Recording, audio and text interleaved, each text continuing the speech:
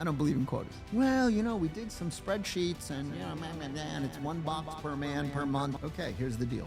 Everybody's guaranteed a certain amount of money. Understand that you got to go out and create it. So what's the quota? There's zero is the quota. Put a plan together that makes sense. Start from $1. Every dollar you bring in, we're going to pay you X%. At a very young age, I learned that if you're polite to people and you're friendly and you have a nice smile and you could say, got some really fresh bagels today. If people think you're cute, they'll order from you. Okay, that's as a kid. That made a big impression on me. And so I thought, oh, I'm kind of pretty good at this. And I think that has really shaped my life. The notion that things are just not going to be handed to you. People will show up for you, man. If you're doing the right things, if you're being present, it's like, oh, I met this person. Oh, I like this, but they have something good to say. Let me spend a little more time with that individual. What's that expression? Health is the new wealth. Well, without health, you got nothing. You cannot be helpful to anyone unless you're able to be functional. Ray Cohen, the man who's known for 4 exits at over $5 billion in total, plus more. You're on the board of 8 and counting medical device companies, and we really appreciate you taking the time to sit down with us to be with our listeners. My pleasure, Jacob. So when people hear about all the success of Ray, the first thing they're going to think of is, how did someone get to be so successful? And what I would love to learn is, can I hear the early story of who was Ray before he got into medical device sales? Well, that's a short story because I've been in medical device, in the medical device business now. I think this is my 46th year. And, my first job in sales was not in medical devices. Okay. But that was, about a year or maybe a year and a half or so. I started by selling consumer electronics at medical trade shows and other trade shows. And I just happened to have been fortunate enough to, let's just say, meet an entrepreneur who had an interesting product. This is back in 1981. And he was willing to pay more than in commissions than what I was earning. And I thought, well, let's give this a shot. So really, it was just took a flyer. I didn't have any background. It's not like, oh, my mom was a doctor, or my dad was a doctor, or, so-and-so was a nurse. Or, it was completely a different field for me. And I got involved because it just seemed like this was more lucrative. And I could make more money in commissions. I mean, it was as simple as that when I first got started. Yeah, and I think there's a great story just when I was listening to others where the first time you had ever been on an airplane, because you're originally from New York, was when you decided to come out to California. But it's not like you came in with a bunch of money in your pocket. Can you just talk about that story of? Yeah, I mean, look, like many people, my parents, they were hard workers. They did manual labor. My mom was a hairdresser. I don't think we call people hairdressers anymore, but that's what they referred to her back in the day. And my dad was a laborer, and my grandparents came. They were immigrants, and they did manual labor, and that's what I saw. I saw hardworking people just trying to put food on the table and make life better for their children. That's what I observed. But it was pretty clear to me that manual labor was not the direction to go, and so I went to college. And I was the first person in my family to ever graduate from college. And, that was kind of the start. I mean, I realized I need to get education and have some credentials and to go forward. Now, back in the day, it wasn't like, MBAs were the thing to have or PhDs were the thing to have. So I was a little bit fortunate in the sense that I didn't have to go for an advanced degree, whereas today, it's kind of important, right? It's almost like a 4-year college degree is more like a high school degree now, and you got to go for an advanced degree if you really want to get taken seriously. So anyway, a lot of things have changed over the arc of time. Yeah, and when you saw your parents doing the hard labor, did you always know you wanted to do sales? Not necessarily, but I started working when I was 13. Maybe this is the answer. I started working when I was 13 years old, because if I wanted to go to the movies or do something, I couldn't reach into my mom's pocketbook and another expression that we don't use anymore, her handbag or whatever, and just take money out of it because there wasn't any in there. Okay. So I had, to hustle. And my first job at 13 years old, I worked in a sandwich shop, and it was on a block where there was a number of salons. And I'd get on my little bicycle and I'd drive over to salons and I would solicit lunch orders, coffee orders from the operators and also from the customers. And so at a very young age, I learned that if you're polite to people and you're friendly and you'd have a nice smile and you could say, got some really fresh bagels today. People think you're cute, they'll order from you. Okay, that's as a kid. But that made a big impression on me. And so I thought, oh, I'm kind of pretty good at this. And that was the thing. I did a lot of crazy and stupid jobs from 13 to 21, because I had to work if I wanted to have some money in my pocket to do some things. Not Look, my parents, they worked hard. We had clean clothes, we had a place to live, we had food on the table. You know what I mean? It wasn't like we were destitute. It's just that it wasn't a lot of extra money to go around, so I had to hustle. And I think that has really shaped my life. The notion that things are just not going to be handed to you. If you want something, you got to work hard, you got to go for it. Yeah. And that's something that you've shown in your career with just the hard work. There's a conversation that you're having where you talk about 80 hours is the minimum, especially when you want to be a leader. Can you just speak to that of how you always try to show up and lead? Well, but getting into a leadership position is something that's earned. You go get your MBA. Well, guess what? Nobody's giving you a management position. Okay. You're going to have to earn that, right? So even a good education with some degrees and all that, you're going to have to prove yourself first before you're put in a position of leadership. All right. So I think we gotta go way back and really talk about, okay, if you're carrying a bag, right? You're out there, you're in the field, you're carrying a bag, you got products to sell.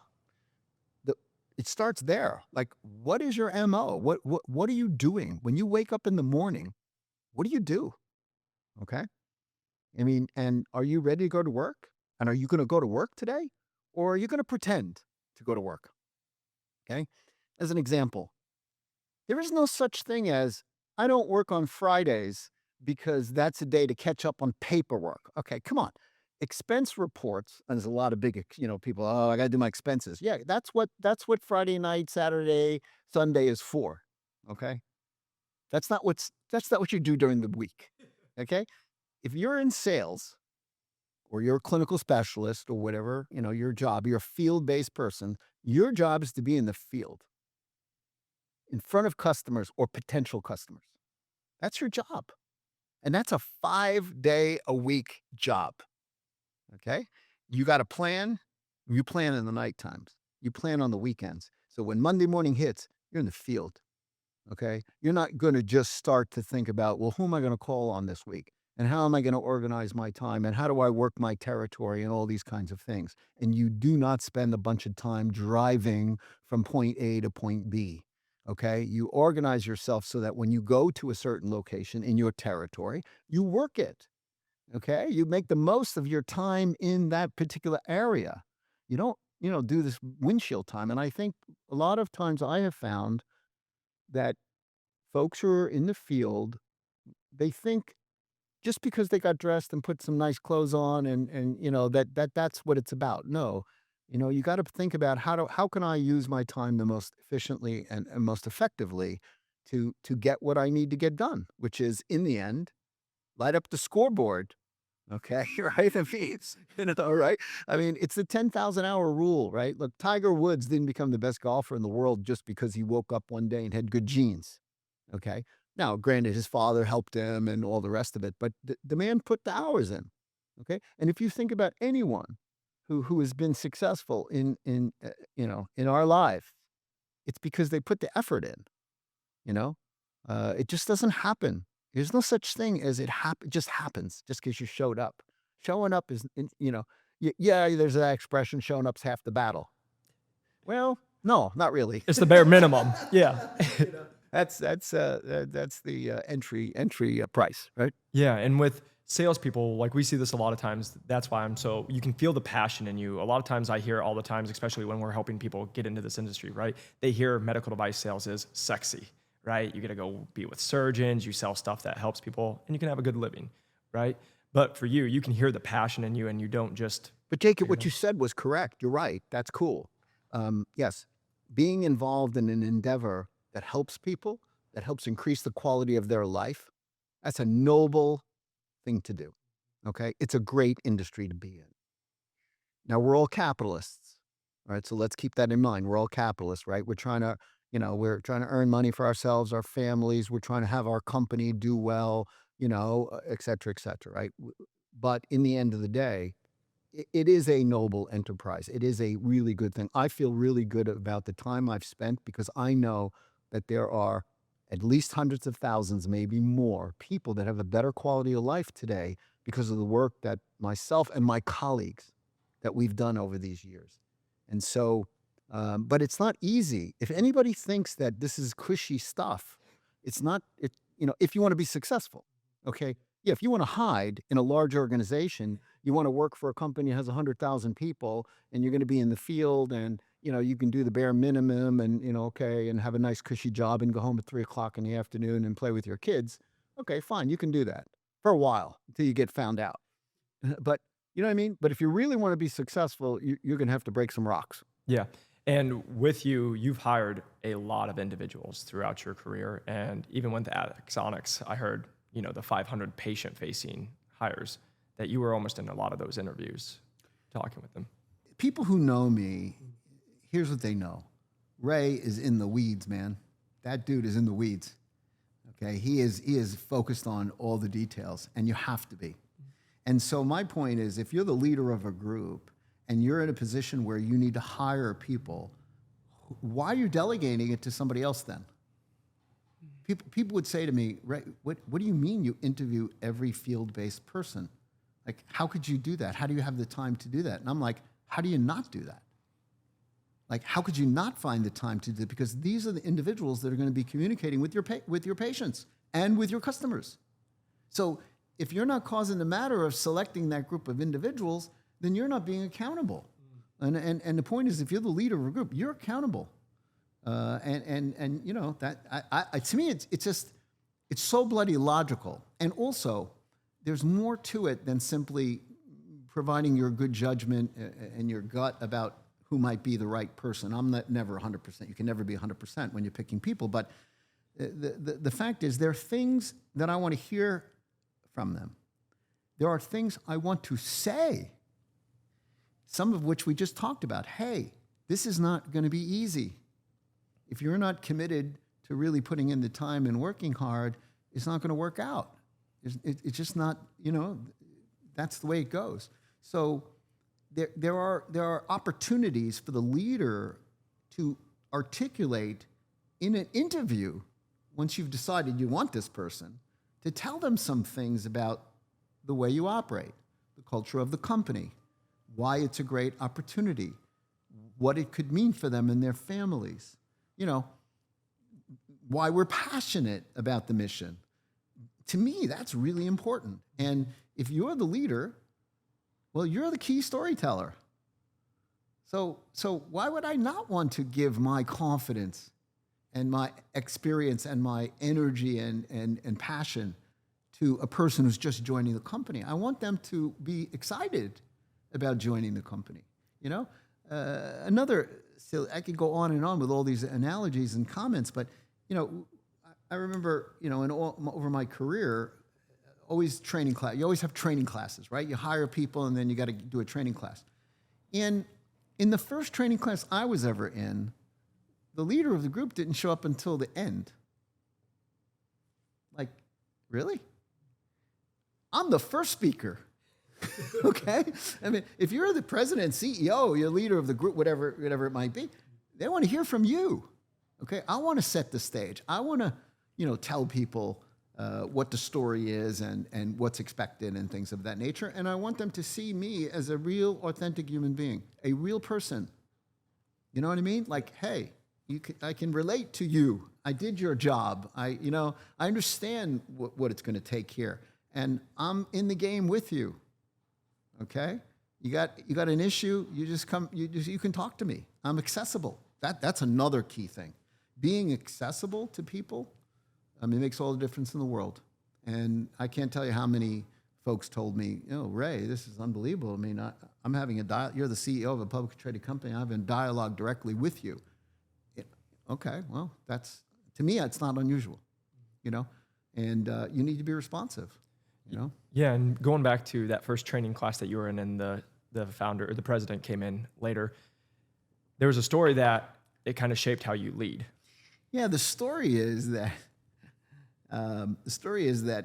being from New York, let's just say that, a little street smart, right? And there was some weird thing about giving half of your commissions to the person who used to have your territory in the first year. And I thought it was a little odd. And I didn't learn about that until, the training class was basically concluded. And so I just raised my hand and I asked the president of the company, if he could just explain a little bit about the philosophy associated with this. And he didn't answer my question at all. He just kind of blew it off, right? So I raised my hand again and I said, excuse me, sir, but with all due respect, you didn't answer my question. And then he didn't answer it again, and I got tapped on the thing, and then next thing you know, I was out, gave me a plane ticket and sent me home. I got fired out of my first training class. Okay, well, that kind of sucked. But at the point of the matter is, it really shaped me from a personal philosophy standpoint. And I vowed, and we've all had things happening in our life where we make these decisions. I vowed that if I was ever in a position of leadership, I would be the most transparent person possible. If somebody asks a question, you're going to get an answer, a direct answer, a straight answer.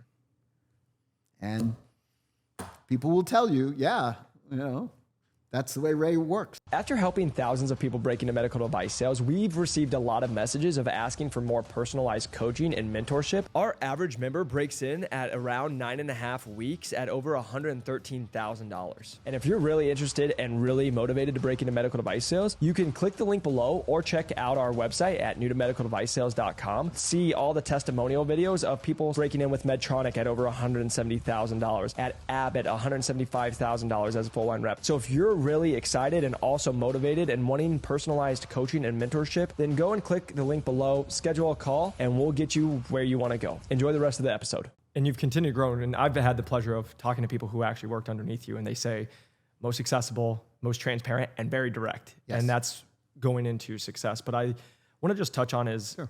You continue to hear what other people always told you. I hear all the time, right? As you continue to grow, hey, you're the CEO. You don't have time to do ABC, put people underneath you.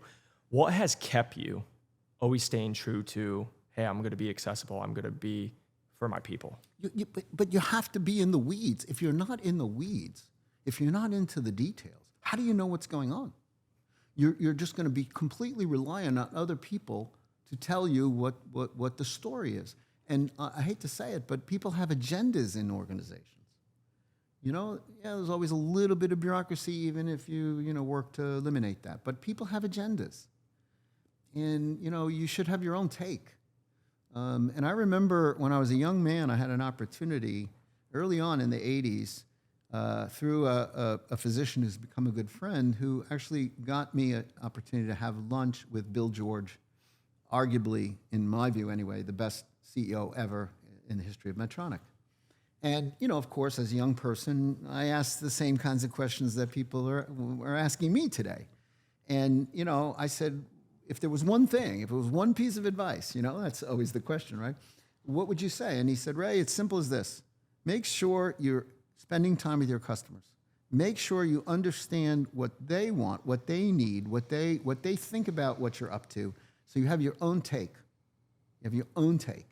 Because otherwise, if you're only relying on your downline to educate you about what's going on, you're going to get biased responses and so on and so forth. So that really stuck with, it was my MO to begin with, but that really stuck with me. I want to know what the customers think. I want to know what they want. I want to be able to use my judgment to differentiate between things that they're saying that are actionable and things that they're saying that are fantasy, okay? Because some things just can't do. Okay, so you have to apply that judgment. You also have to keep in mind things like, what is the size of the market, right? How big of an idea is this that they're talking about, on and on and on and on. So I guess that a lot of these things kind of, their early experiences in life, they do shape a lot of philosophies, and I've tried to just stay true to that. And when you see things when things work, if it works, just keep doing it, okay? You know what I mean? And to that point, hearing your story, you've continued to do that through multiple exits. If it works, don't change it up. Get the great team, get the great people. It's always about people.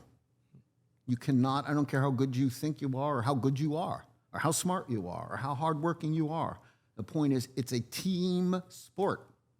Business is a team sport, okay?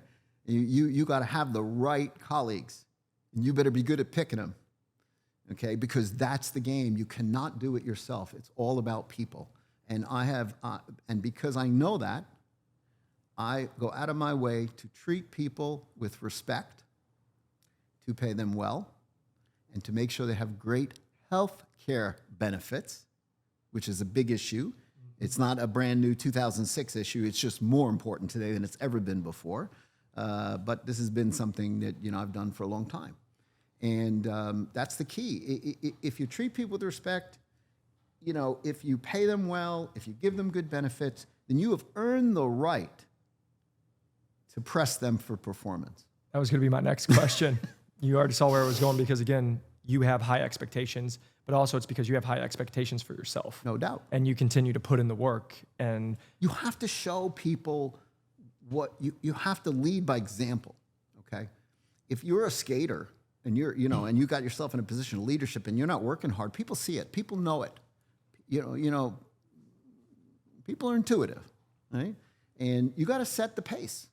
You got to set the pace.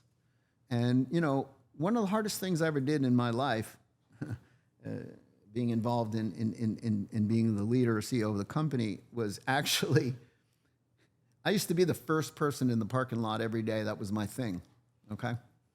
I mean, I'm going to demonstrate my car was always very visible, and it was always, the first one there, okay? And if you're, the first one there, it kind of sets the pace, okay? But the hardest thing I ever did was, at a certain point later in my career, I got myself in a health problem, and, I needed to spend more time in the gym.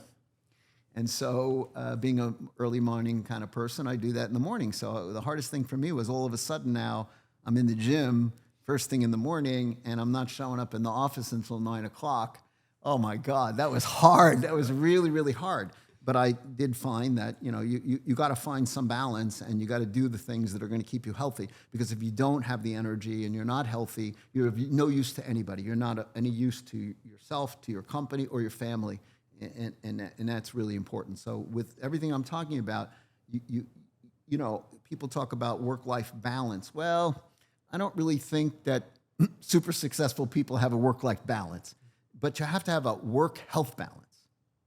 That's really critical. You got to keep yourself. You got to understand what you're eating. You got to get your exercise. I mean, and you have to take time for that. And once a week, going and kicking the ball with your buddies, that's not going to get it done. Yeah, and you stay in for 46 years talking about the work-life balance, but also having a career, right? Because to be in anything more than 5 years, 10 years, 20 years, you have to love it, but you also have to set to where you don't burn out. And you need stamina. Yeah, and so can you just talk about how you've been able to find that? And I imagine it's changed throughout your process and the years of being able to find that balance for Ray over 40 years. Well, I mean, it's really, in the end, it's we make all kinds of excuses. We're humans are, kind of funny species. We can convince ourselves of pretty much anything. We said I didn't have time. Okay, now I'll admit, I didn't have time because I didn't choose to make time. Okay. So, what do I do now? I mean, look, if I was smarter, I wouldn't have waited until I had a triple bypass cardiac surgery before I got the memo, okay? Got the message. But, when that happens, It's kind of like, okay, buddy, you got one more shot. Don't screw it up, you know? So now I'm in the gym, you know, when I'm not traveling, you know, I'm in the gym 3 to 4 times a week with a trainer, and, you know, I'm at it at 6:30 in the morning and get that done before any other distractions and things that occur. So I did that when as CEO of Axonics, and, you know, I continue to do that today. And I think it's just important. You got to find whatever it is that you like to do. And I find that it's just a lot easier and safer, if you can afford it, to have a trainer who's going to keep you from getting injured. Because now also, you know, I'm 67 years old now. So, you know, number one goal in my life is don't get injured. Don't get involved in activities that could involve dismemberment or death. Okay, you know what I mean? Like I've kind of got it. I lived this long. Okay, so no, I won't be jumping out of any airplanes anytime soon. No, and I love it. And to that point, you're still waking up early. You still go to the gym early. Yep. Have you always been this driven, even from a young age? Driven, but not necessarily doing all the right things. And I think that comes with time and experience, right? And once again, understanding that health, you know, what's that expression? Health is the new wealth. Well, without health, you got nothing. You can't function. You cannot be helpful to anyone unless you're able to be functional. Yeah, and you continue to talk about driving, but you also just mentioned trainer, mentor. Did you have mentors and trainers early on, not just physical, but like in business when you first started getting into the world of sales and your first medical device companies? So I understand the question, and I would say that there have been a lot of people throughout the years that I've had the opportunity to talk to, and so on and so forth, and you know, but not like one particular person or whatever. It just many different people have shown up along the journey, and I think that this is a little bit of a foofy comment, right? People will show up for you, man. If you're doing the right things and you're on the path, amazing how all of a sudden, if you're being observant, if you're paying attention, if you're being present, that's the word I was looking for. If you're being present, it's like, oh, I met this person. Oh, I like this person. They have something good to say. Let me spend a little more time with that individual. You know what I mean? And then, you know, I think that's how it works, right? You kind of take a little bit from all the interactions, and that helps you form how you go about, you know, your life, right? Yeah. I mean, I've seen some people that are just, you know, spectacular family people, right? And it's like, ooh, okay, you know, maybe there's one or two things I can take from that interaction, you know, and apply it and things of that nature. So I think we're always learning, and you want to spend time with good people, with successful people to the extent, you know, that's possible, and you know, it'll accrue to your benefit over time. And I have found that. I mean, I've used funny expressions over the years, but almost like conjure people up. Because if I have an intention and it's important, I need this help in this area. If you have an intention and you're in motion down that path, things are going to happen. You're going to see the signs. You're going to see the road signs. You know what I mean? That's kind of the way it works. And I know that it sounds a little bit like it's some foofy nonsense, but you know, as humans, we have capabilities that go far beyond what I think any of us realize. And our intuitive nature is really important. If you listen to your intuition, people say listen to your gut, right? If you listen to your intuition, it's amazing how right you will be typically, okay? But we spend so much time, you know, with electronic devices and all this other stuff that we are not as present as we should be. Yeah. You know? And I appreciate you sharing that, because I see so many times people are like, I have to just listen to this one person, right? And like you said, you're going to be having different experiences. And for example, you might like their marriage life, but not their lifestyle that they live, right? And so you can pick and pull from what you think is good and shape your whole life with your experiences to that piece. But then going into, you've talked about the drive, right? Relationships, doing that. I love the story about you becoming the CEO of your first company. It wasn't just handed to you. You made it happen. Can you just talk about that? So, you know, that's a huge leap, right? I mean, you know, I almost kind of want to say, well, let's defer that, because before you're going to be able to be in that kind of a position, you know, if we're talking sales, right? So if you're in sales, You could be very productive. You could be very successful. You could make good money. And, I would say don't be in a hurry to give that up, by the way. If you got a good gig going, make it work out for you. Maybe, pile up some chips if you can, right? But if you want to move on in your career, right, from a career standpoint, you got to become a sales manager, right? Well, when you go from a successful salesperson to a sales manager, you're usually making less money, okay? But but that's your opportunity to be in a leadership position with your team, with your region or your district or whatever the case might be. So there's a lot of steps along the way. You don't just one day show up and voila, you're going to be CEO. That's not going to happen that way. Now, if you're an entrepreneur and you got a good idea about a business and you want to start your own project, I'll call it a project because it's always a project before it's a business, and you want to run that and on and on. Okay, well, before you go there, there's a lot of things to know.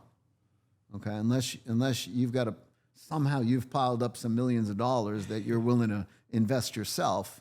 There's a lot of lessons and a lot of things you need to know. So the point is that you don't just wake up one day and you've got all the experience in the world and so on and so forth. And sometimes if all right, I was the salesperson, I was a sales manager, I was a national sales manager, a vice president of sales. I mean, I went through those steps, but to get to that next level, you're going to have to take some risk, typically. Okay, or your track record is just so spectacular, but somebody's going to have to give you that opportunity, right? And that's another piece, right? Is always everybody needs a chance. Everybody needs someone to reach their hand out and say, "I believe in you. Let's give you a shot," right? That's important.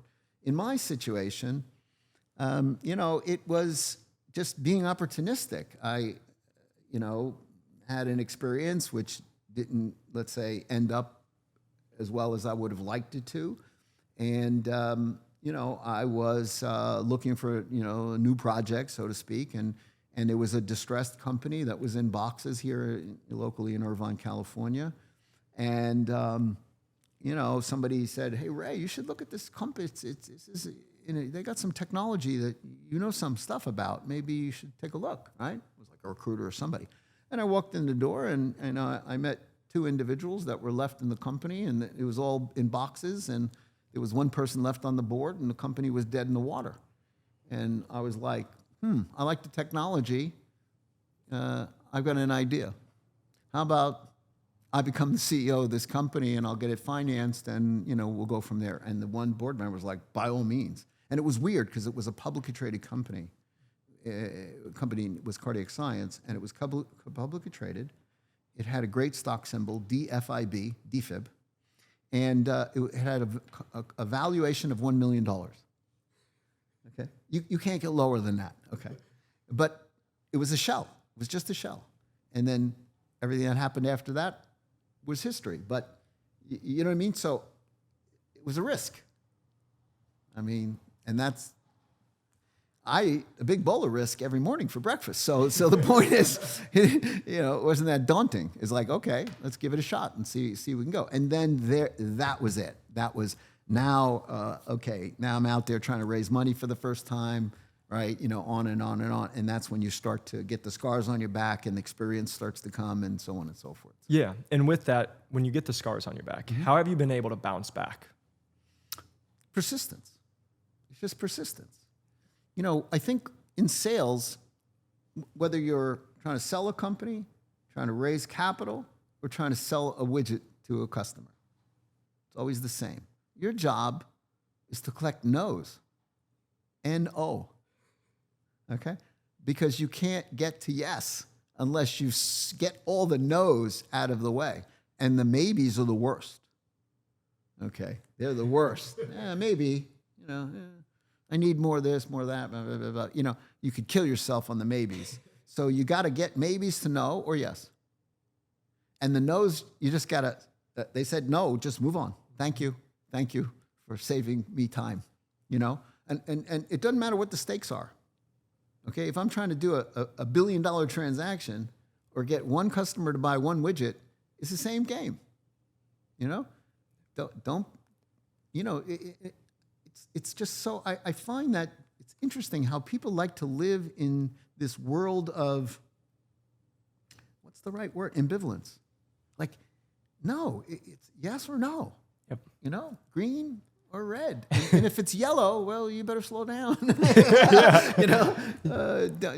You see what I'm saying? 100%. So I think that's really, really important. And that's where being direct comes in. Not pussyfooting around the topic. Get to the point. Ask the question. Don't be afraid to say, is this something you would like to own? Yes or no? Maybe there's a maybe. Okay, but you see what I'm getting at? Yes. Don't get to that as quickly as you can. Yes, interested, but I need more information. Great, let's talk about that. You know, what else can I get to you that would make you more comfortable, right? Because in the end, and I think this is another one of these things that is underappreciated, sales in particular, and sales of anything, is a confidence game. I don't mean Bernie Madoff confidence game. I'm talking, it's a confidence game. I have to give you my confidence. If I'm not confident about what I'm doing, what I'm saying, what I'm talking about, the quality of my product, and so on and so on, how do I expect that you're going to step up and be comfortable? Because here's what I learned early on. The reason why people don't buy is more important to know than the features and the benefits of the product, okay? And why don't people buy things? And once again, a product, a service, a company, on and on. They are fearful of making a bad decision. There's fear involved. They're afraid of you. They don't know if you're authentic. They don't know if you're honest. They don't know if what you're telling them is actually true. Okay? They're hesitant. They don't want to make a bad decision, particularly if it isn't their money. Okay? If it's an organization's money, and that's what's going on. So therefore, how do I overcome that? I have to recognize this, walk in the door understanding you're going to be fearful of me, my company, my product, and things that I'm telling you. And I need to be confident, supremely confident, and give that to you. You see what I mean? Yep. And it makes it easier for you then to decide. Okay? Yep. And with that, that's what we've seen, like a couple things is you say, get to the no as fast as possible. That's like what we've always talked to people, because like you said, what I've learned with a lot of salespeople, especially entry level coming in, they don't want to be confrontational. They think if they get someone riled up or they ask too many questions that now that person won't like them. But as you're saying, collect the no's. I love that. We always say, if you got 99 no's and the 100th one was a yes, you need to collect them as fast as possible. That's key. You got to clear the runway. You got to get the riffraff out of the way so you can focus on the real prospects. Once again, no matter whether it's an individual sale or you're trying to sell a company or whatever that might be, or you're trying to recruit people, or you're trying to, hire people. It just, I believe it cuts across everything, that you're up to. Yeah, and with you growing a lot of different organizations, and like you're saying, hey, there's sales, there's hiring, you have to like look at financials, all of that aspect.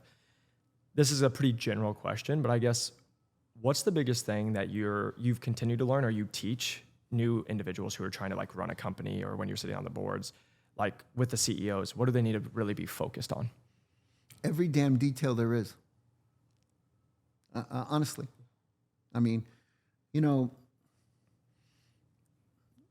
need to know why people buy your products, why they don't buy your products. You need to know the capabilities of your team from a development standpoint, right?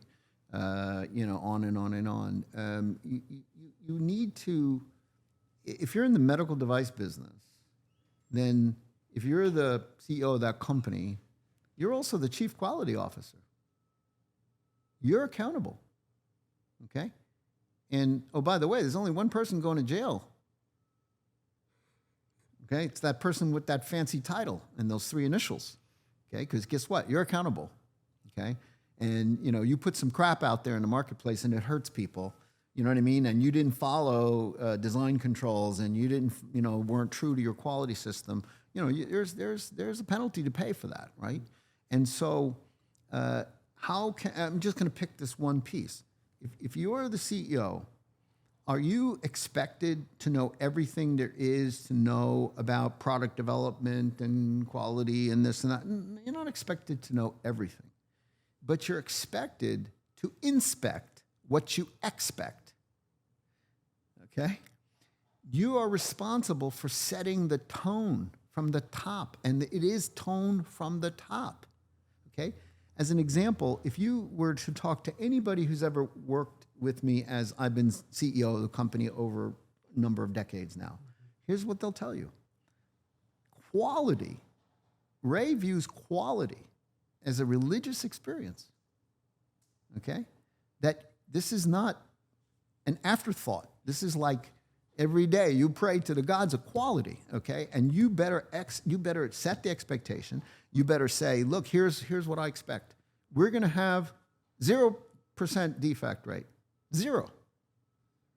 Okay. If it turns out it's a half a point, I could probably live with it. But that's my expectation, 0. So let's start there.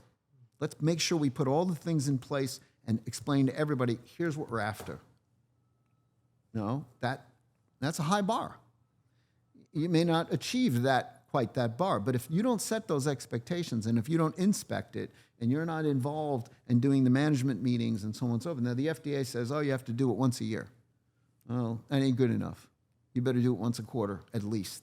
And when you show up in those meetings, you better have read the materials. You better be in a position where you can ask the questions of the people in the group, and so on and so on and so forth, right? Nobody's expecting you to do the work. You're not going to write the design control document for software or hardware or whatever it is. Nobody's expecting you to do that. But you got to have a conversation. You got to be in the know. You got to ask the right questions, and you better be paying attention to what people are saying and how they say it, because you're accountable.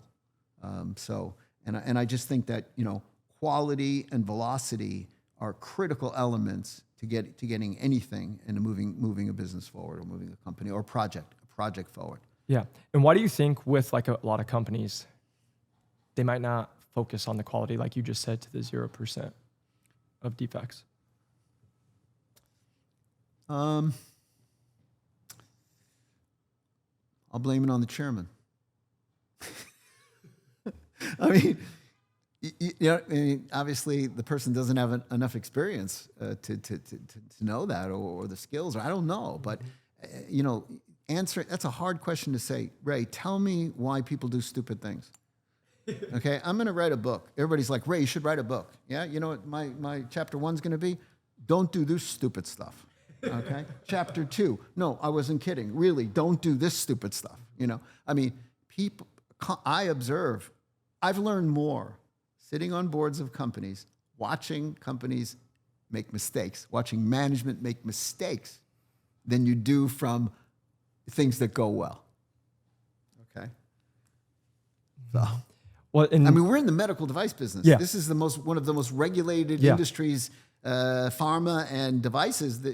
We're heavily regulated. Yep. I mean, oh my God, there's no kidding around here. Yeah. The FDA inspectors have guns and badges, and they have locks too, because they'll happily put one on your building. So it's not a joke. And the last thing you want is the FDA coming into your facility doing an inspection, and then you're getting 483s. God forbid a recall and this and that. So, I mean, it all starts at day one. It all starts with, what is the tone from the top? What is the expectation that's being set? Do people buy into it? And if they don't buy into it, you got to exit those people and get people in the boat who also believe in how important these things are. Yeah, and that's great that you learn more from like the mistakes than you do the successes. No doubt. Right. And I just asked that because, again, going back to, if there was just a playbook, why doesn't everyone just like win? Why do people make those mistakes? And why do we continue to make those mistakes? And I just thought about when I went to LSI, there's all these companies looking to raise money, trying to learn. But again, they're trying to also find the playbook of how do I actually grow a successful company? Well, we're a little bit all over the board, but in this conversation, I have, so many people have a problem raising capital, okay? First time, particularly first time CEOs, first time entrepreneurs, it's very challenging to raise capital when you haven't done it before, okay? So, I'm on a panel and people will ask questions and, Mr. Cohen, what, how do you, what do you think about this, or how do you do this? And I'm like, look, if you've never raised any capital before, you got to find somebody that looks like me. And then I have to always say, not me. Find somebody that looks like me, a little gray hair, got scars on the back, and a track record of doing exactly what it is you're trying to do. Invite them to be on the board, or invite them to be the chairman, invite them into your project, because guess what? If you can persuade that individual and get them excited about what you're doing, they're going to help you. They're going to introduce you to people. They're going to use their credibility, and that credibility is going to land on you, right? You see what I'm saying? So that's a good way to go, right? Don't keep be banging your head up against the wall. That's a tough spot. That first-time CEO, first-time capital raise, that is really difficult to do. So you're going to need some help. So right up front, find that mentor, find that person who you can enroll. Now, you're going to want a capitalist. Okay, so once again, don't be asking people, oh, would you be my mentor? People have, I get a lot of these requests. Hey, Ray, I could really use some mentorship. I'm like, well, yeah, you and everybody else on the planet, okay? Like, what is the offer here? What are you offering me? I mean, life is an exchange, right? I mean, this is, it's just the way life is. So what are you offering me? I mean, you want me to help you? Okay, well, what's the exchange here? I don't charge for I'm not a mentor. That's not, you know what I mean? By the way, there's no money in that. I'm sorry, I'm a capitalist. I'm sorry. Okay, I need to understand what's in it for me. Okay, and I'm not asking you, you understand what I'm saying. Yeah. But if it's like, hey, we got a great project, here's the upside, blah, blah, blah, blah, blah, here's why I think this would be something you'd be really excited about, and, blah, blah, blah. You know what I mean? You got to offer something. And if you offer people equity in your deal and they like your deal, chances are they'll step up, they'll take the assignment on, and they'll join your board, they'll become your chairman or whatever it is, and they'll help you. Everybody needs someone to help them. We all didn't just show up one day and we know everything there is to know. And back to, met a lot of people over the years, and you take a little bit from here, from there, and you kind of then try to apply it. Yeah. And I know we're jumping a little forward, and then we'll jump back and we can edit. But just when you talk about the board, right? Can you just kind of explain for some of the people who might not even know what a board is and what they do? All right. I'm compelled to say the first thing. Serving on a board of directors is one of the few things in the world that requires no credentials. I'm going to let that sink in for a second.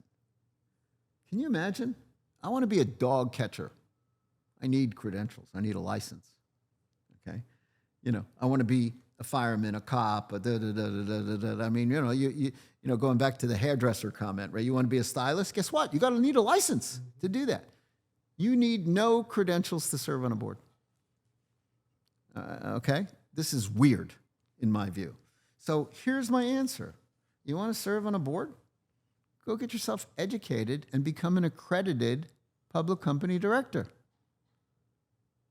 Oh, how do you do that? It's real simple. You write a check for $8,500. You go to UCLA or Harvard or one of the other big universities, and you sit for 3 or 4 days in the class, and you pass the test, and you learn a lot, and you're, guess what? And then you get to write on your LinkedIn, accredited public company director. You don't need any credentials to get in the course. You just need to write the check, okay? Okay, well, you don't have $8,500. Well, okay, that's another problem. Right? You got to figure out how to get the money. But you see what I'm saying? So there are ways to do that. Okay. The other traditional approach that people have is they serve on nonprofits. They serve on their HOA, then they serve on a nonprofit. They get some credentials, maybe they're light credentials, but they get some credentials, so they have a take. They understand what it's like, So, that's the story. And look, a board, people who serve on a board of directors are accountable to shareholders. They could be private shareholders, venture capital folks. In a public company, it's public shareholders. You know, it's everybody from Fidelity to and Mrs. Smith. Okay, so you're accountable to the shareholders, not to the management. Okay, now you have to support the management, but part of your job is to make sure management's doing the job they're supposed to be doing for the shareholders. And if management's not doing the job, even though you may like that person and you play poker on a Thursday night, the fact is you better replace that person. Okay, I mean, you know what I mean? You're responsible. So it's not a joke. And I find some directors a little bit confused about what it's all about. And maybe they're confused because they didn't go take the course, and nobody ever explained to them duty of loyalty and on you know the fundamentals of what you're accountable for and so forth. So, but that's as simple as that. I mean, so you want to make sure management is doing the right thing to take care of the opportunity, take care of the people in the company, you know, and ultimately working to create value for shareholders. That's the job. Yeah, and can you educate, because we were talking off air and I was learning, you know, is it they just get on once and they're on for the lifetime until they stop? No. So, okay, so now I'm going to separate it. Public company boards, you're typically elected by the shareholders for a one-year term, typical. Sometimes they have what's called a staggered board, and you could get elected for a 3-year term, and you know, every year somebody is up for election, you know, that kind of thing. But typically it's like 1-year term, right? In a private company, there is no such thing. So you get in, you're pretty well going to be on that board for quite some time unless you resign or some things change or whatever the case might be. So you're not term limited on a private company, but you are in a public company. The shareholders have to vote you in. Now, how practical or how many times do people not get voted? Well, pretty much when the board is recommending a slate of directors, I don't know what the percentages are, but I would say the vast majority of time, everybody gets elected, you know. Unless there's problems in the company, and that's where you have activist shareholders, and that's where you find that sometimes you might have an activist shareholder get a couple of seats on a board because things are not going well. And it's usually when things are not going well, you know. Or the bigger stories we read in the newspaper or online about unlocking value, and you know, you hear some of those are the, you know, the headline stories, you know, like somebody wants, you get a big geek shareholder, they want you to spin something out, and they think you're going to unlock value and all that. But that's the 501 course, not the 101 course. And with that, because you sit on multiple boards. I do. Private and public. I think there's a misconception, because I had the misconception of like, oh, this is going to take a lot of their time. They can only sit on like one board and they couldn't do anymore. Can you just talk about how you're able to sit on multiple boards and kind of what you look for? Well, number one is you can't sit on multiple boards unless you're a workaholic, okay? I mean, you know, like it's not a joke, right? Mm-hmm. You know, you've got board meetings, you know, it's going to be at least 4 times a year. Private companies maybe more often. You're going to have audit committee work. You're going to have compensation committee work. So there's a lot going on. You got to understand how to manage your time then, right? And it's different. You know, public company boards have things that happen according to the financial calendar and the reporting calendar. In a private company, it's not as important because you're not like producing public disclosures of results and things of that nature. So if you're on multiple public company boards, sometimes it gets a little tricky because everybody's working typically on the same calendar.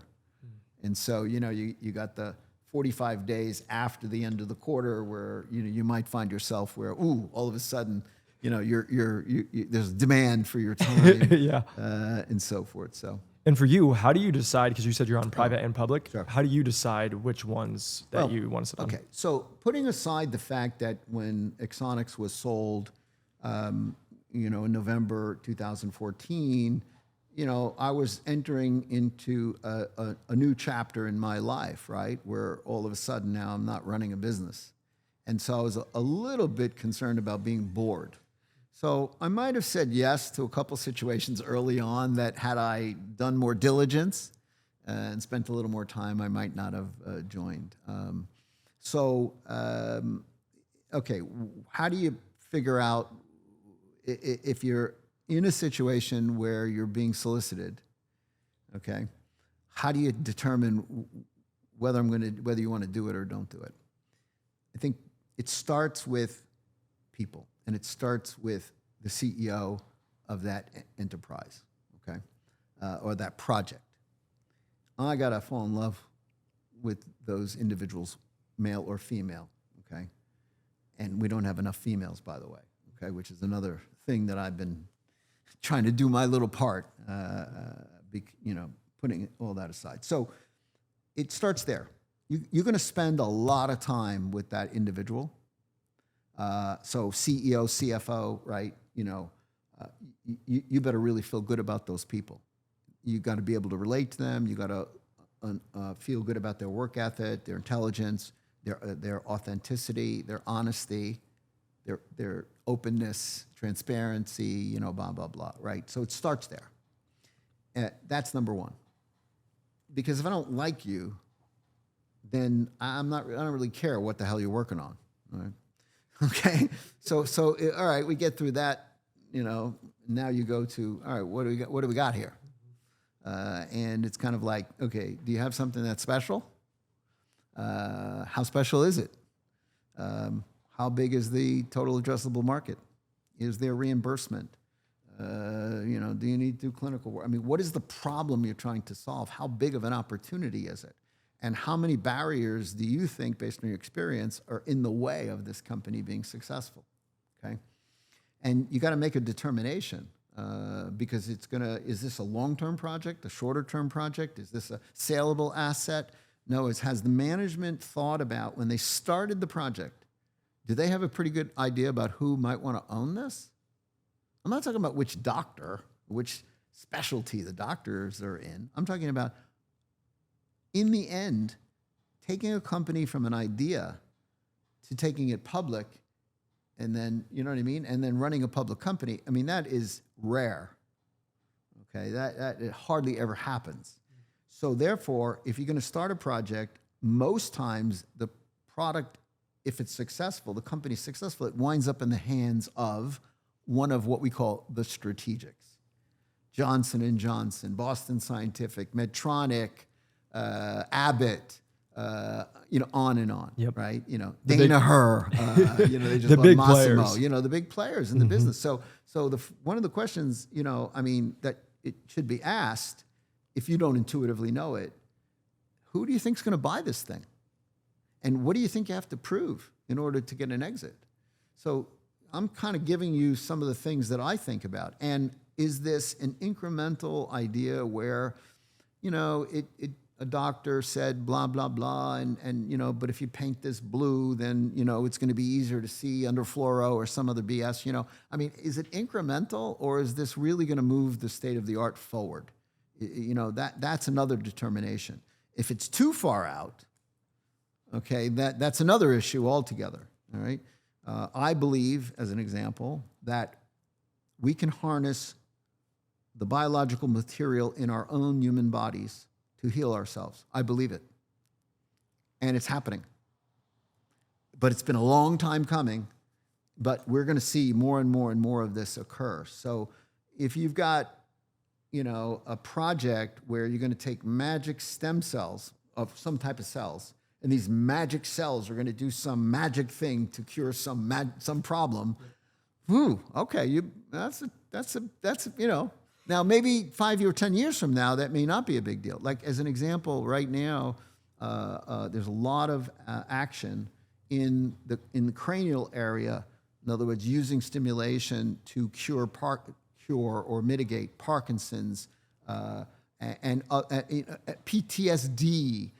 All kinds of neurological problems that people have. This is the brave new world, making people who've lost a limb having control over the limb. Blah blah blah. There's a lot of work being done in this particular area, and a lot of money has gone into this. and the most famous, of course, is always Elon Musk and Neuralink or, blah, blah, blah. But the point is that, you got to really understand these projects and really understand what is the gestation period of a project?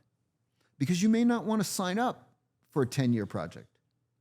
Okay. And by the way, I can list a number of 20-year overnight successes. 20-year overnight successes. In other words, it took like 19 years to get to the promised land for this company to get in the game, And there's a lot of that going on. Some of these projects take a ridiculously long time, depending on how hard they are or how technical they are. So yeah, and that's a great point. From looking at your history, you didn't usually have the 1 year going back to when you were a CEO. And I just want to touch this for the early people, or also people in med device sales. There's the 2 years and then jump, go somewhere else, right? Just the conversation of the leaders that I continue to see is they talk about, can you see things through? Can you watch several years go by, what you guys might have started with an idea, implement it, see what actually happened and see if you were right. And then it helps you for the next thing, Yes. right? Can you just talk about, and just so you know, we'll edit this to like put it chronological. I apologize, we're going out. But can you talk about, for you, through your journey, you've been in a lot of startups and companies where it wasn't just 1, 2, 3 years, you're in, you made your money, you're out. Can you just talk to me why that doesn't work or why you haven't taken that approach? Well, every project is different, right? Every project is different. But, we're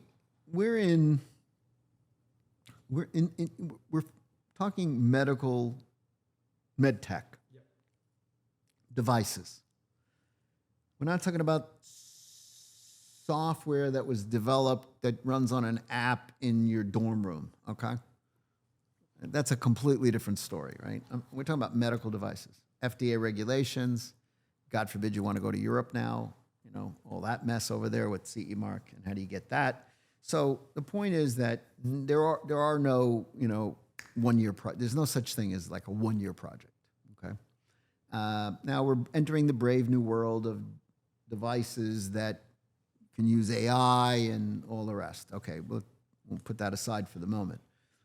But still, I don't see any 1 year projects. And most projects require clinical data, okay? If you don't need clinical data, that means because somebody already did that and created the path, and you can pile on through substantial equivalency filings. So by definition, all these projects are going to take time. And now, don't get me wrong. I mean, I've always been looking for the exit, and so the shorter period of time you can spend breaking rocks, that's a good thing. But you can't always predict that in advance, right? The way I look at things today is very different than I did before because, I have a shelf life, and how many more years, right? Do I think about this? Like, how many more years do I really want to continue to do what I'm doing at the pace that I'm doing it? And so when I look at projects, I am now using a filter by saying, if this is a 2 to 4 year time horizon, okay, I'm okay with that. If this is like some 10-year project, whatever, okay, go find a younger person. You know what I mean? Yeah. I think I'm just being realistic, right? So I'm looking for deals today and projects that are what I call transactable. That there is, if you do X, Y, and Z, there's an exit. Okay? Doing an IPO is not an exit, by the way. Doing an IPO just extends your journey, okay? Because now you're going to live in a quarter-to-quarter world of performance and all that. But it's a meaningful thing to do, especially if you want access to lots of capital. It's a lot easier to raise capital from the public markets than it is from private venture capital. It's significantly easier. Because you're typically not going public unless you've got some stuff going on, right, that people can believe in. It's not just a story and a lot of work that needs to be done in the future. So hopefully it answered the question. The other way to look at projects is, and I kind of make it simple, is it a white space opportunity? Or are you a follower of some sort? Okay. my definition of a white space opportunity is something that has never been done before. Okay? Now, all the coolest stuff typically falls into that category, but that's the risky, longer term, more expensive approach. So sometimes if you can combine a clinical white space with a technology that is actually tried and true, that's a nice little project. I'll give you one example. Spiro Medical, Irvine-based, brand new company, the product is neurostimulation for control of asthma, to treat asthma with a neurostimulator. And people are like, oh, wow, that's interesting. I mean, it's out of the blue, right? It's not like, that is a white space opportunity, right? And man, that has captured an enormous amount of attention of folks, because they're like, shit, right now it's drugs and biologics. And a lot of it in our business of med tech is drugs. Now these days we have biologics, but it's always been, how do you replace the drugs with something that's more permanent? Instead of I have to take this pill every day and it has side effects and all the rest of it, can I do something, as an example, you could take opioids for pain. Well, you're going to be a drug addict and you're not going to be functional. But you could put a neurostimulator in your body, not you, but get a neurostimulator implanted, and you can mitigate that pain, and you'll be a functional person. Now that's turned out to be a $3 billion a year annual business. Okay, it's a much better alternative, right? So we see a lot of that kind of stuff where we do something with the device that gives people long-term relief from whatever symptoms, whatever problems they have. Neurostimulation is not a cure for anything. Because if the device is not stimulating the nerve that you're working on, then there's no effect. Okay, but it's a phenomenal technology, and it's one that I've been directly involved in and continue to be involved in to this day. Yeah, and speaking to that neurostimulation, we can talk about Axonics. Yeah. Talk to me about what drew you to Axonics. It's a really interesting story, and actually it'll tie right back to a lot of things I've been saying about you got to show up, you got to be present. Okay, I had just my first good exit. Okay, happened at the end of 2012. Right, we, as a fast follower, developed a renal denervation product. Medtronic had bought a company called Ardian.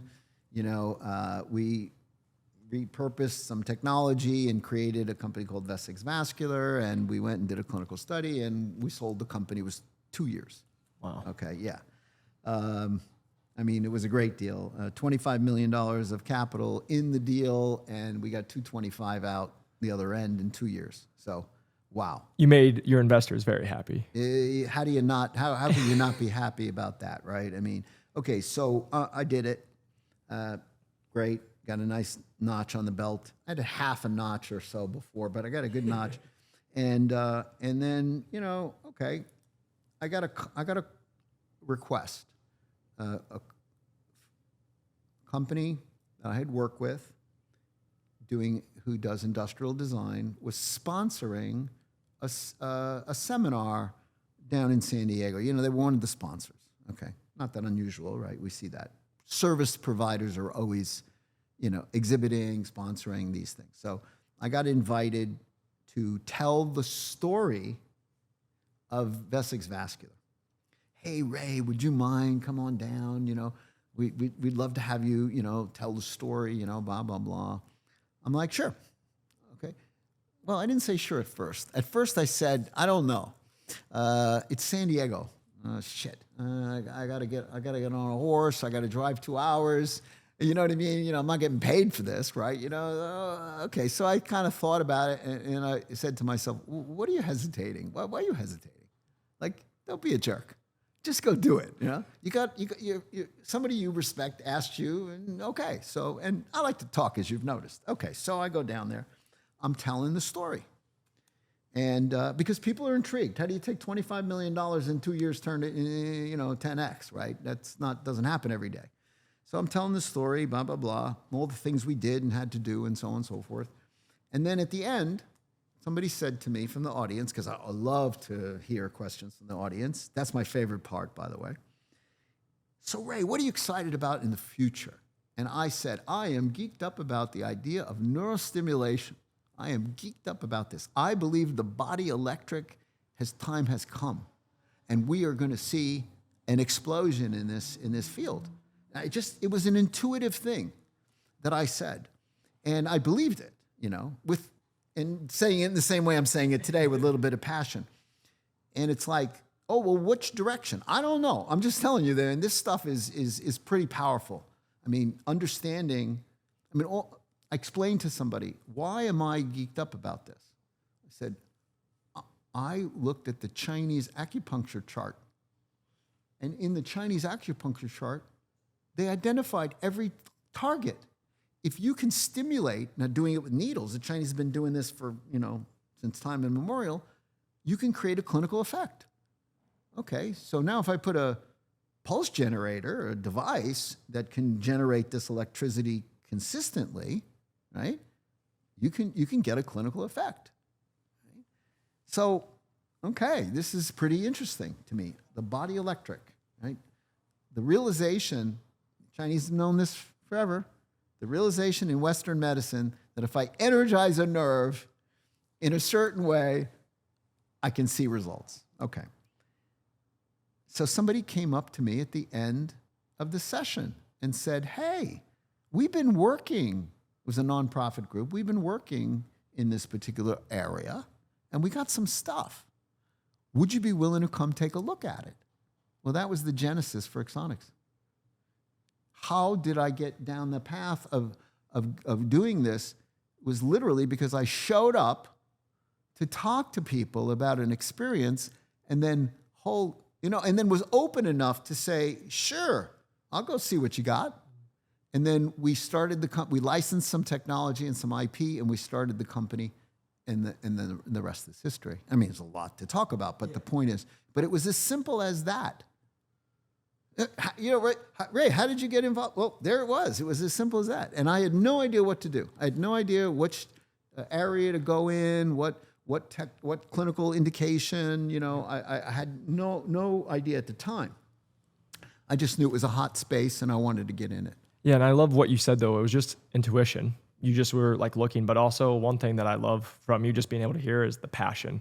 Because if you're talking about it, you're passionate about it. No doubt. And so being people able to see that and they're like, hey, I want to be a part of, again, go back to the leader. But like you just said, you didn't know where you guys were going to go with it. No. Can you talk about how you do? You see, now it becomes a discipline. Okay. So first thing is you got to do the work. All right. So what do you need to evaluate? All right. What are the opportunities that are out there? You want to go in pain. You want to go in irritable bowel syndrome. You want to go in overactive bladder. You want to do cranial. You want to do inflammation in the body. I'm trying to think of some of the other indications that are out there now today. So you got to look at the landscape. So there's a couple things need to happen. One is you've got to look at the business case first and foremost. How big is the market? Is there a market? Is it just a potential market or is there an actual market? So you got to find that out. Is there reimbursement? Okay. Well, no reimbursement. Okay. All right. If it didn't come before, there's no reimbursement, right? So by definition, if it's a real market, who's in it? How many players are there in that market? How good are those products in that market? Once again, is it completely white space or is it, you gotta look at those things. That's step one.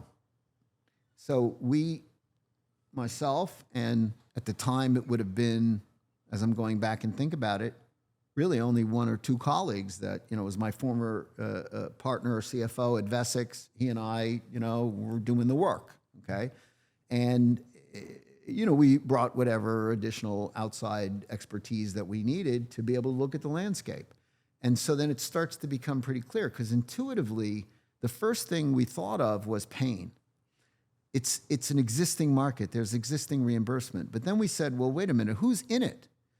It's like, Medtronic, Abbott, and Boston Scientific. It's like, all right, can I think of a harder market to go into? 3 of the largest companies in the world in our business are already in this. Do we don't have anything? Do we really think we can make stuff that's better than what they have and display? I mean, come on. You got to be. There's a special kind of crazy. That's a bridge too far. So we were like, all right, let's not go in there. We spent time, we looked at it, blah blah blah, and so it was through this business analysis that we looked at overactive bladder. Why was that attractive? Well, there was one player in the business, Medtronic. They've been at it for 20 years. They had a monopoly. It was a $500 million business with reimbursement in place. Okay, now you go, that's attractive. But that's only part of the story. Second part of the story is, how good's the product? Okay, so then you start looking into the product and you realize, they have a product that only lasts 3 to 5 years in the body? How well does it work? Well, it's approved, but, how easy is it to use? Not so easy either. So, it's like, all right, I got one player. I got a real market. There's reimbursement. The product's not great. Can we do better than that? And the answer was, damn right we can. Okay.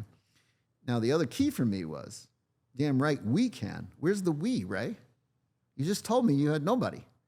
Oh, no, wait. I got a team of engineers from cardiac science days who also were with me at Vesics. Okay, who were on loan to Boston Scientific at the time. Okay, I ring my colleagues up and I go, hey guys, we got a new project. Okay, we got a new project. I'm gonna get it financed and then y'all gonna come work with me again. And they're like, yeah, man, sure, we like this. Okay, so that's the key too, is having that group of individuals. So I was able to bring to bear some of the absolute best engineers that you can find in Southern California that I already work with. They know who I am. They know my style. They understand about quality, velocity. They made some money. Okay. You already got them an ROI where they trust you. See what I'm saying, right? Yeah. So that was part of it. So that's kind of how, it's kind of how we started. And then it was just a matter of, okay, now that you picked the market you want to go to, you have done the research on the competitive product, you have a sense about what you might want to be doing. Now it's time to go talk to, now and not before, now it's time to go talk to some doctors. Okay? We're planning on doing this project. You know what I mean? Here's what we know. Here's what we're thinking. We're thinking they have a non-rechargeable product that only lasts 3 to 5 years in the body. We're thinking to make a rechargeable device. Oh, well, that could be complicated. Well, how about it only needs to be recharged once a week for an hour? Oh, that's not a big burden. Okay. Well, the existing product's pretty big, like, no, we're going to make one that is a third of the size. Okay. You know what I mean? Like, and then you get their feedback. Okay. You get them to reinforce what you think or help you move in a different direction or whatever the case might be. And then you're going to need, these folks to help you with the clinical study and all the rest of it. So there's a process, but you have to do what I didn't coin this phrase, but it's design research. Okay. If you're not doing design research, and when I say you should be hiring expert company that knows how to do this. Let them, you did your preliminary stuff, but now let them go into the procedure room. Let them map what happens in a procedure. Let them interview these physicians and write it all up for you. Because, by the way, you're going to need that when it comes time to raise the money. Okay? You're going to need that stuff. You can't be waving your arms around, right? You know what I mean? You got to have some stuff, right? So it's shocking how many people just blow right through that. They never do the design research. They don't do the things that I'm talking about. I mean, we had a business case analysis. We did design research. I mean, we were fully prepared. Okay, now you're fully prepared. Now it's time to go out and raise the money. Okay, instead of some half-ass bullshit. that you think, but you haven't done the discipline. Oh, and by the way, I hate to talk about this one, but you better do freedom to operate analysis from an IP standpoint. But Ray, that's expensive. Yeah, damn right it is. So you better mortgage your house then. Okay, I mean, you dig what I mean? Like you need that. You need a freedom. See, people say, oh, I have these patents that we filed or we got issued. Good for you. That's fantastic. That's like eye candy, okay? Here's the question. Did you do a freedom to operate analysis? Did you do it? Do you have it documented? Because people are not going to just read your patent or what you applied for, because guess what? What do you think that patent is going to do for you? Do you think that stops anyone from copying you? No. Do you think that gives you freedom to operate? No. You got to go look at what's out there already and conclude that you have the ability to practice your invention without infringing on somebody else's IP. And if you don't do that work, you're not getting any money. All right? And I tell this to people, and they look at me sometimes like I'm crazy, and I say, patents are only good for one thing. It's a license to sue somebody. Well, how do you sue somebody for patent infringement if you don't have a product, number one? And two, if you don't have a balance sheet? If you don't have the money, what are you doing? So people have been under the false impression about what intellectual property really is about. Yes, would you like some patents and so on and so on? Yeah, of course, that's great. But the fact is, number one is, can I practice my invention? Am I stepping on somebody else's toes? And if you don't have you didn't do the work, you didn't spend the money, you don't have the documentation, you got a problem. It goes back to everything you just said is the due diligence. Because like you said, most people just want to take the shortcut. Hey, I have an idea. Let's just go make it happen. But again, why you've continued to be successful is A, you have the team. It's not just you, but you guys also do the due diligence You to go have to deep. do the diligence. And every mistake I've made in my life is when I didn't do the diligence. I didn't do disciplined diligence. When I picked to go on a board and I later resigned, it's because I didn't spend enough time doing the diligence up front, to find out what the hair on the deal is. It's the expression I use, because every deal's got some hair on it at some level, unless it's a brand new baby and then they ain't got no hair. Okay, you know what I'm saying? But so that's important. And then after you did the diligence, you did all that. Then we decided we're going to go. Look, we're going to do sacral neuromodulation. We're going to go compete against Medtronic. You could only imagine the comments I got about that. It's like, it was early. It was probably the 100th time somebody said, "Well, Ray, you're out of your mind, right? You're going to go compete against Medtronic. What are you thinking?" And I'm like, "Yeah, I've heard that before." Okay, you know what I mean? You know what I mean? Like, what are you thinking? Now, let me tell you what I'm thinking. I'm gonna kick their ass, is what I'm thinking. Okay, and I don't care, how much time and energy and money it takes, because that's our mission now, and that's what we're gonna go do. So, and then that becomes a confidence game again, and and you go down the path. So, once you pick the path, okay, now you better go get the money and you better get to work. Yeah.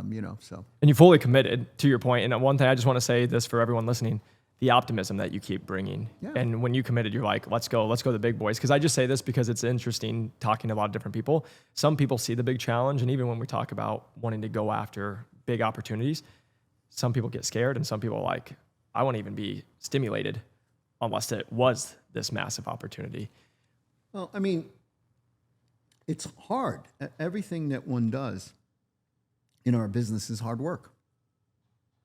So you need to make sure what you're going to spend your time and your life energy on, that there's something at the end of the rainbow, right? Now, I believed, always belief, right? Information and belief, that if we were successful in creating a better mousetrap, I'll simplify, and going out there and lighting up the scoreboard, that there's probably some competitors of Medtronic that might want to own it once we bake the cake, all right? So then it was a matter of, okay, I know who the buyers are, potential buyers. Now let's go bake the cake, and you can sell that cake at different times, all right? You got the ingredients. You convince somebody that you could put it in the oven, so you should buy it now. Or, all right, I baked the cake, but it has no icing on it, okay? You know what I'm getting at? Like, there's different levels of what that means, and depending upon how far you're going to go. Now, we got offered, there was a company that wanted to buy Axonics before we went public. but I didn't take the deal because I thought this was a big opportunity, and I didn't. I just didn't want to sell it cheap, so to speak, or sell it where there's a bunch of strings attached, milestones and earnouts and all that other kind of BS. So it was like, no, we're going to go and we're going to bake this cake a little further. And then it was a matter of raising the venture capital, and we raised over a 3-year period of time, 115 million from venture. And my philosophy is, and it's a little changed a little now, the numbers get bigger, but once you've raised over $100 million from venture, it's really gets hard to raise more and more money. The terms get worse. You know what I mean? It's not that easy. So it was like, you know what? Having been a public company CEO before, I thought maybe we'd take the company public. And then everybody said, well, you've lost your mind again because you don't have FDA approval. You got no revenue. How can you take a company public? It can't be done. I'm like, ooh, I love that when people tell me can't do it. So it was simple. We just said, all right, let's not debate.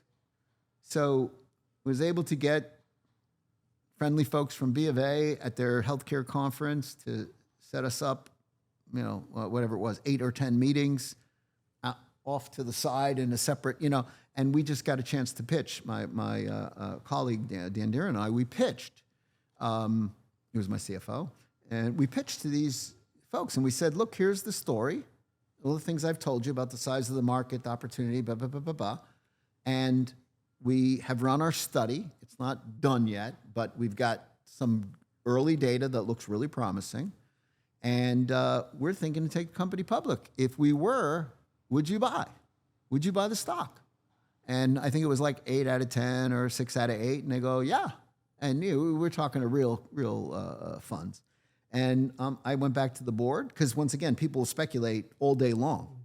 And I went back to the board and I said, here are the facts. These folks said they would support an IPO. I think we can get an IPO done. But Ray, you don't have approval yet. But Ray, I'm telling you, we can do this.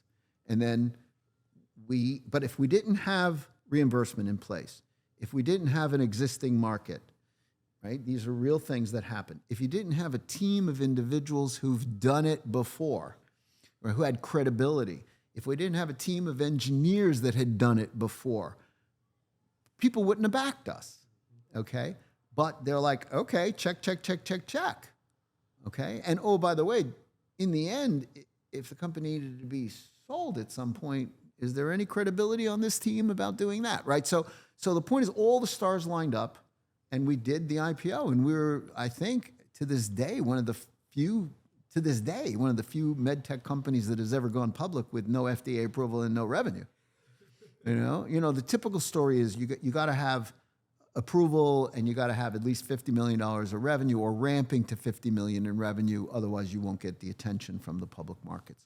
So we were able to do that. We raised whatever it was at the time. I don't remember, 125 million or whatever, 140, whatever it was.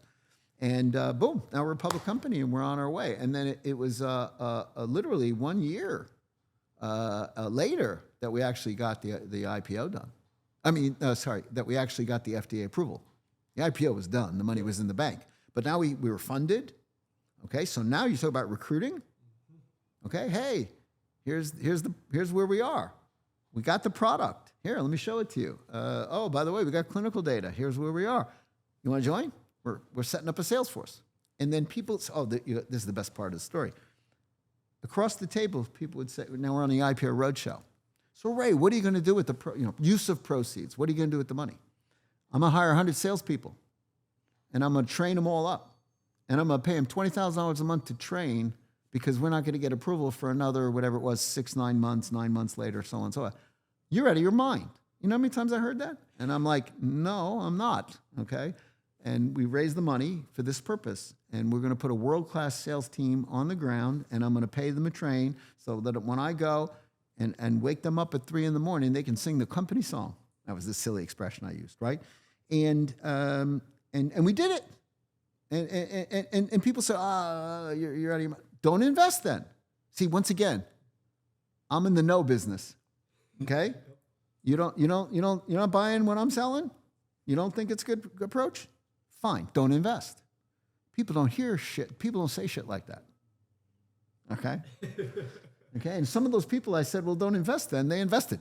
Okay, and some just didn't because they didn't believe it. But we did it. And we actually went and put, the day the approval hit, we had 130 trained individuals that went into the field. Okay? In the first quarter, the first full quarter, we had a couple months of, getting things started. And, we sold, I don't know, $8-9 million right out of the box. But in the first quarter, this is 2020, just got our approval, we sold $26.5 million of product in 2 months. Why only 2 months? Isn't a quarter 3 months? Well, no, we got COVID. Okay? Month 3 of that quarter, everybody's hiding under the desk. The world had ended. So we just launched. It was amazing. And now we're dead in the water because we got COVID. Okay? I mean, everybody stopped, right? And the ironic thing about it is talk about confidence and all the rest of it and so on and so on. I asked my team, I want to build $20 million of the product and have it on the shelf for the first quarter. I want $20 million of the product. And then you can imagine, even internally, people go, well, Ray, nobody's ever done that before. I go, no, that's not true. There's been one company that did that before. Okay, it was a drug-coated stent or something, right? And we're going to be the second company to ever blow $20 million in our first quarter. So we built $20 million of product. And you know what happened? The demand was for 30. Almost put us out of business. You're brand new. You got people that want the product. You can't deliver the product? Holy shit. Okay, this was a challenge like none I ever faced before. All of a sudden, I got much more demand than I got product to fill. I'm having to personally get involved in talking to doctors to try to say, can you change your procedure date? I can get you the product next Tuesday. I just don't have one today. I mean, that was insane. The people who lived through that with me, they got stories like you won't believe. I mean, it was insane. And the team went and built another $6.5 million of the product, fast. And we were able to squeeze out 26.5, but we would have never gotten to 30 because we didn't have the time. And so that was the COVID story. So then you go, okay, now what? Now what? And this is a challenge that nobody had ever faced this before, right? What do you do? There's no playbook for what do you do in a global pandemic. So the decisions that myself and my colleagues made was, we got a tiger by its tail here. We got a great product. We got demand in the marketplace and so on and so forth. So you know what we're going to do? We're not stopping. We're going to mask our people and gown our people. And we had, because we're making stuff, so we had masks and gowns. We even had toilet paper. Okay?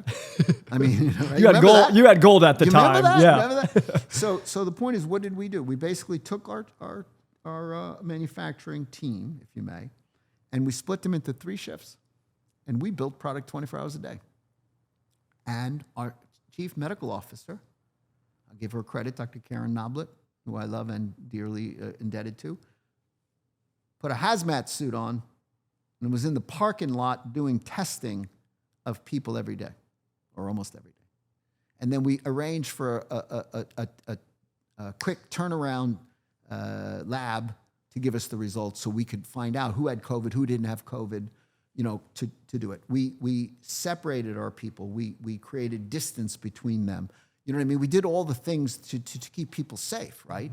But we made product all day, all night, every day. So, okay, everybody's hiding under their desk. What's happening at Axonics? We're burning the midnight oil, man. We're making product, okay? And I think I stayed home for 2 days. And then I'm like, what am I doing at home? This is insane. And I remember my wife saying, what are you doing? I'm going in the office. I go, you can't go to the office. I go, there's nobody in the office. It's the safest place to be, So it was kind of funny. And then I start showing up in the office, and next thing you know, I was like, 4 or 5 other people, So that's kind of, we did it. And we worked hard. We built the product. And so when the bell rang again, man, we were ready to go. And we were out of business for 4 months that year.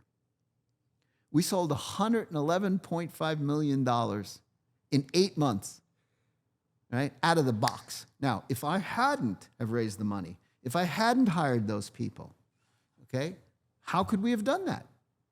Never would have happened. And then the rest is history because we kept, growing and so on and so forth. And eventually we wound up with 200 salespeople, 275 clinical specialists, and 475 people in the field. The total headcount of the company was 900. Now, I'm saying this for a very important reason, because you don't find companies that are generating lots of revenue that have as many field-based people as they do in the people making the product and in managing the company. Because this is the mistake that people make. You know what I mean? You should be focused on your field team. You should be investing a ton of money there. Otherwise, how are you going to sell the product? Could you imagine if we had listened to the advice? Oh, you should just see how it goes. Why don't you just put 20 people out there and see how it goes? I know how it's going to go. Okay, what the hell you think I've been doing all these years, right? Working on building this product. I know how it's going to go. I know the dogs want to eat the dog food. Okay, so we're going to get after it, right? And that's bad advice that you get sometimes from the board table, that you have to go with your gut. Okay, you either got the goods and you know what you're doing, or you don't. So I didn't listen to the naysayers, And I figure, what the hell I got to lose? I got everything to gain, nothing to lose. And that should be people's attitude, okay? If you're playing defense, you're not winning, okay? You got to go play offense. And if you're going to go tug on Superman's cape, by the way, we can define Superman as any one of these large companies. You're going to go tug on their cape, you better have some kryptonite, okay? I didn't have kryptonite, but I had people. And that was my kryptonite. And it's like, I got the best people, the hardest working people. I got a great product. It's quality, super quality.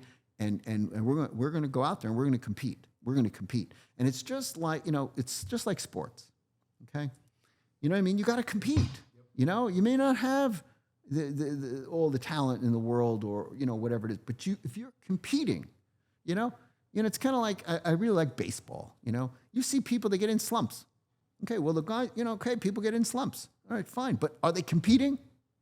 Are they working at it every day? Are they in the cage? Are they trying to get, you know what I mean?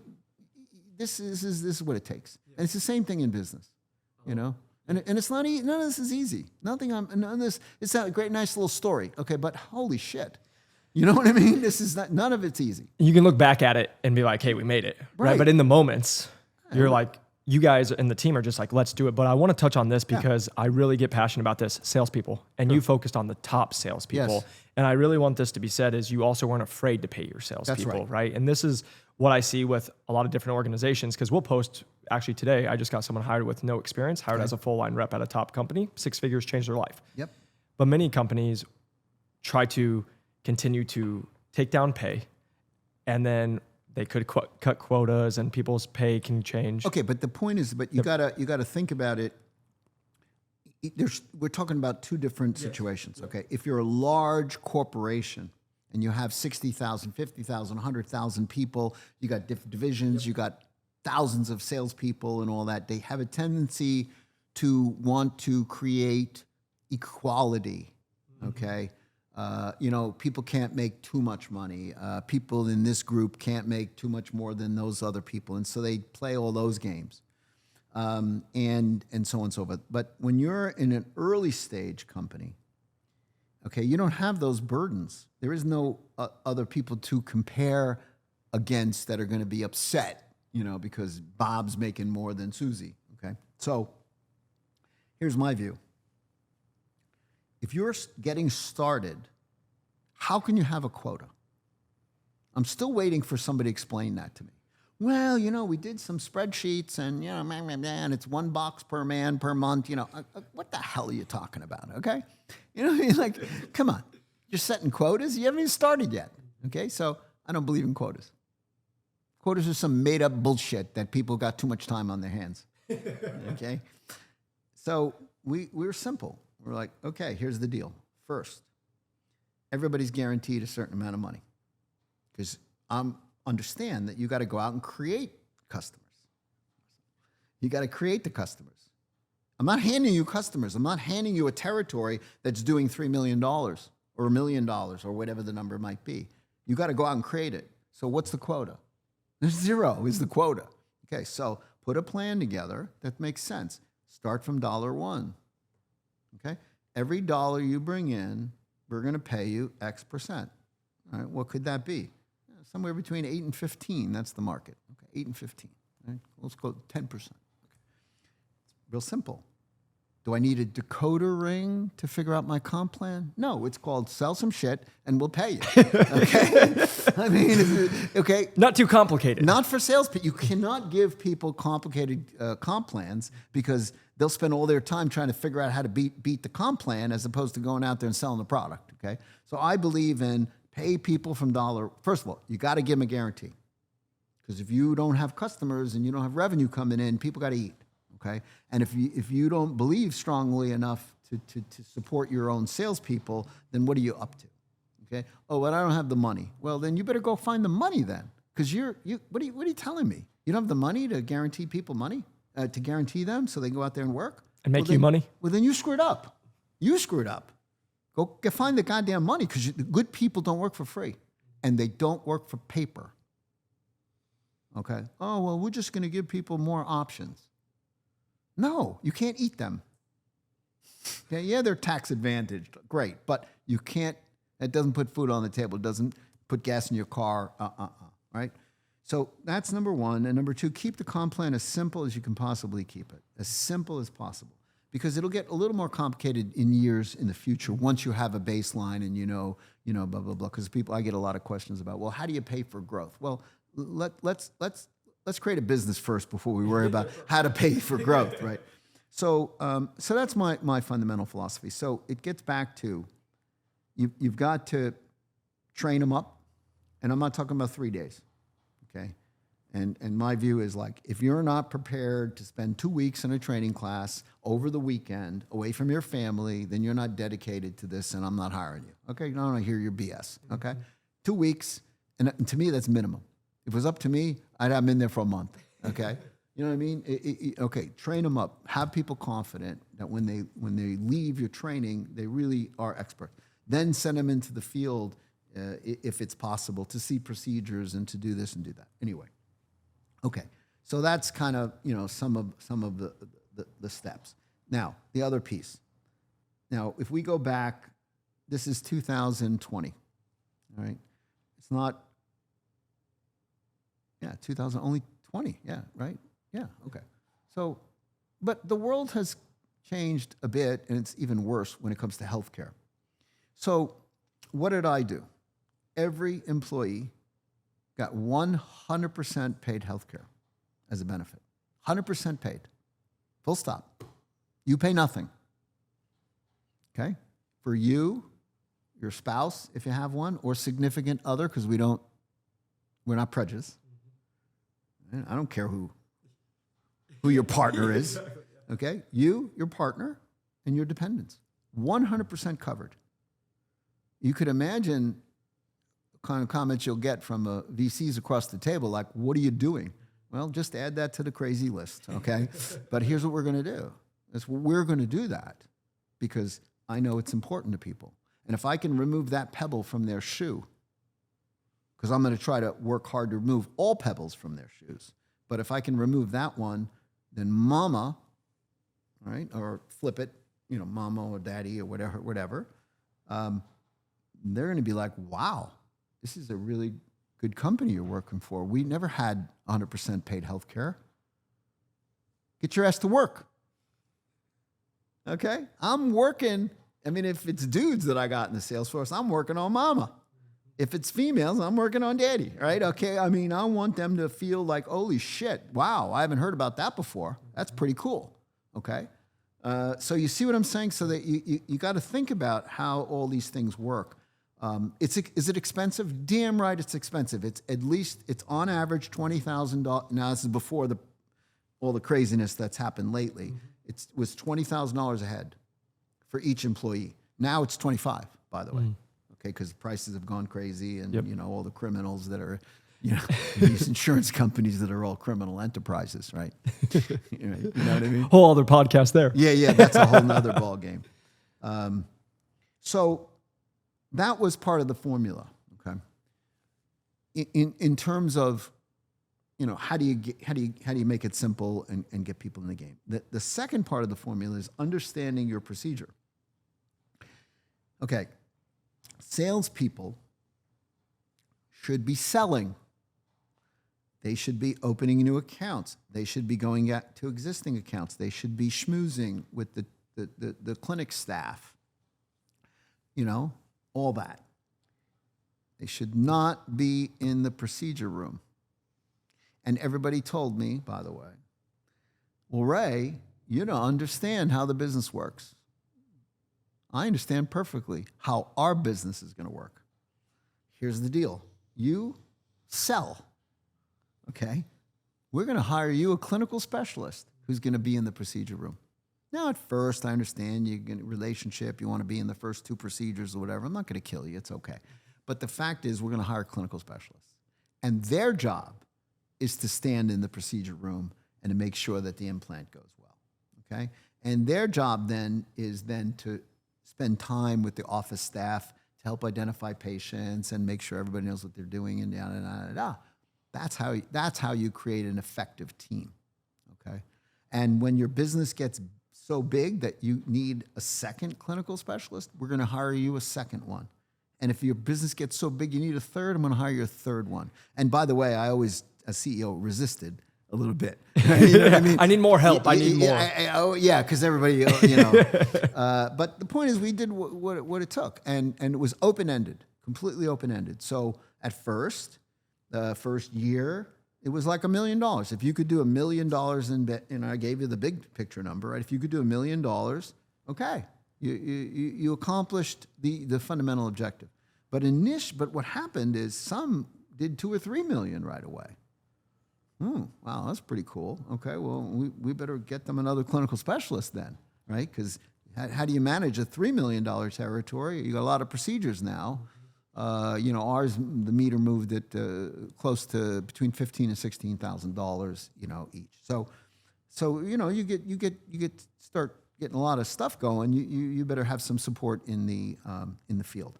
And I see mistakes that companies make where they think that somehow clinical specialists are expensive, that it's a luxury. To me, it's a necessary thing, you know, just like you need gas in your car to operate the car, right, or electricity. So that was part of the formula, right? And then the fact is, it was like we didn't do anything to mitigate people's earning opportunity. And it generally went this way. We would pay, yeah, there was a salary and then commissions, but in the end, it was basically, I'm going to round down, 10% of what you sold. It turned out with kickers, and it was like 12. Okay, but 10%, right? So, Jacob, you sell $3 million, you're going to make 300 grand. Plus, you're going to get good benefits from the company. Oh, and by the way, you're going to get a big-ass slug of equity. Everybody's a shareholder. Everybody's getting equity. And oh, by the way, if you can do more than 3 million, I'm going to give you more shares. That's the kicker. Okay. Now I'm public. My shares, you can see what they're worth. This is not like an option for the future. No, you can see what it was. So we used very aggressively equity to get people equity in the company. All right. So now you're like, holy shit, I like the people I work with. I got a great product. The customers like the product. I'm getting paid well. I got good support. I got good health care. You know, family's taken care of. I'm working my ass off now because I can smell that I can make a lot of money here. Now, a couple of years, 1 or 2 years went by. The top rep did $9 million. Made literally $1 million in cash compensation, in addition to a slug of stock. That was 1 year, in 1 year, okay? So if somebody said to me, oh my God, how could you pay a person $1 million? I'm like, they sold $9 million worth of product. Like, what do you mean? How could I not pay them, okay? And that rabbit was very, very helpful to our company because people would see, this is possible, okay? There's the bar. You need the rabbits to set the bar. And so it's like, hey, don't tell me that your territory is not capable, because there was no business in any of these territories to begin with. Somebody made it happen. So here's my philosophy also. Give me the most radioactive territory that you can come up with. You stick the best salesperson you can find in that territory. I would bet my mortgage on the fact that, by the way, I don't have a mortgage anymore, but I would bet the mortgage on the fact that person will become top 5 in the company. Just give them a year or two, no doubt, because it's never the land. It's always the man or the woman. And that was another thing. We were selling products. We were treating overactive bladders. It's a female problem primarily, okay? On my team, sales team, more than 50% women. Clinical specialists, 95% women. I'm a huge advocate for women in our business. And I was thrilled about that and happy about that, right? But it was also by design. Okay, I got women. They're gonna it's better they interface with another woman, right? We're sticking a device in their upper buttocks, for crying out loud. You know what I mean? It's there's all that involved, right? And so we were thoughtful about it, and I would I should be very careful about saying this, but on balance, if there's a woman that has the same drive and capabilities and so on and so forth, I'm going to be biased towards the woman, because you know why? They got something to prove. So people know me. They know I'm a huge advocate, and I just believe us guys, we've screwed shit up in this world so badly that we could little female dose in everything that happens, particularly politics and all the rest, leadership, so. Yeah, and I love that. And just so you know, I always smile because you talked about the salespeople, but you also talked about the clinical. And I see how they're underutilized in so many. And just so you know, we've actually had the pleasure of having former nurses join Axonics during that time, and they were some of your clinicals. Oh no, they were all nurses. Yeah. I mean, for the most part. 100%. I just say they came from we had some people from our program that were nurses that we helped get into the industry, and they broke in with Axonics. Is that right? Wow, that's cool. That's cool. Yeah, we hired. Look, we hired some industry people, of course, who had experience and had already got some credentials and whatever. But we hired a lot of people right out of the clinic. Right out of customer locations, hospital locations. That's a good path, but you have to hire the people that like people, right? Sometimes in healthcare can be kind of hit and miss, yeah, exactly. Right? You got to hire the ones that like to talk and like people. And to your point, I just really appreciate that, because again, going back to we live in this world, going back to what you always hear, you can't be successful unless you have this many years of experience. But it goes back to, do you know your business? Do you know what you're looking for? Look, I didn't need if we hired an RN out of the clinic, I just needed to hire the person. Who's the person, right? The fact that they've never worked in industry before, what the hell does it matter? You're going to be in the clinic, for crying out. You're going to be in procedure rooms. You know that space. It's where you lived. Right, yeah. So it's not as big of a stretch as some people think. I think it's kind of easy, by the way, to move from being a healthcare provider of sorts into working in industry. And the fact is, those healthcare providers are underpaid in a huge way.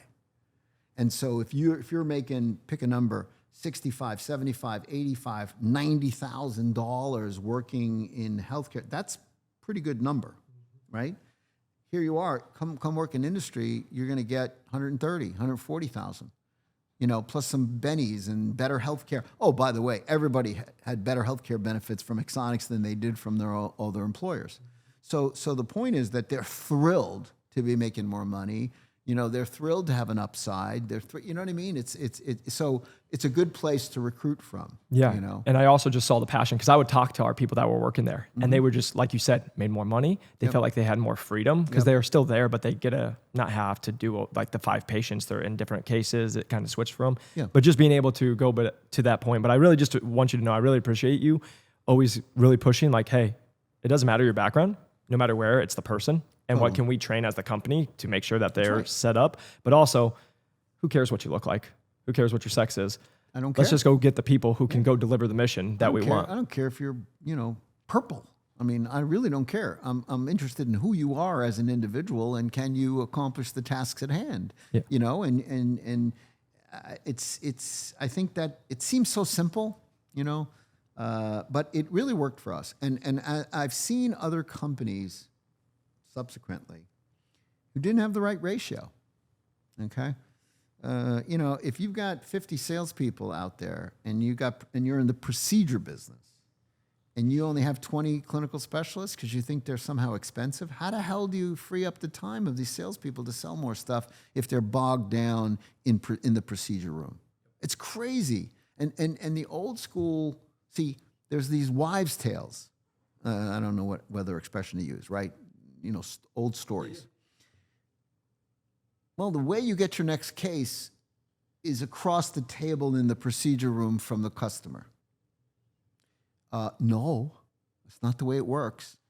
This is no longer 40 years ago where you're across the procedure table from the doc talking to him about the boondoggle that you're going to have in Puerto Rico, okay, or Cancun, and, how cool it would be for him to come on this expense, all paid boondoggle. That's illegal now, okay? You can't do that shit anymore. But it's funny how many people still are like, well, no, doctor doesn't have his schedule. Doctor hasn't identified the next patient. You know what I mean? What are you doing? You know what I'm saying? Like they're going to be, and besides, you're a salesperson. Hopefully it says that on your card, okay? Like, wouldn't it be better to have the RN or in the room? They're going to feel more comfortable, right? So I really believe that, and it was hard at first because I had initially, you hire people with experience, but if they drag their experience along with them and it biases how they think about things, it becomes a bit of an issue, okay? And sometimes you just have to say, I understand the way it might have worked in the past. I understand the way you did it at your previous company. But this is a new story, okay? This is a new company, and this is the way we do it. So you want to get on the program or not, okay? I remember people telling me, because, when you start something and you're in a space that you haven't done before, and by the way, every single thing I've done for the most part, up until more recently, I never did it before, okay? So, but Ray, you need to understand, here's how business is done. We have to have the product in the trunk of our car, and then we'll just bring the product in for the procedure, and then we'll go collect the purchase order later, because that's the way it's done. And I'm like, well, I think that's really stupid, okay? Okay? This really makes no sense to me. So you know what? We're not going to do that. You're going to go get a purchase order first, okay? And then, we've identified that there's a patient, and now there's a procedure, and now there's a date, and now there's a purchase order. And then we'll deliver the product, and then we'll do the procedure, and then we'll get paid. Okay, now, but Ray, what if there's a procedure that wasn't planned and it pops up out of the blue? I go, okay, everybody will have a one set in their trunk so that you can accommodate that. Oh, okay.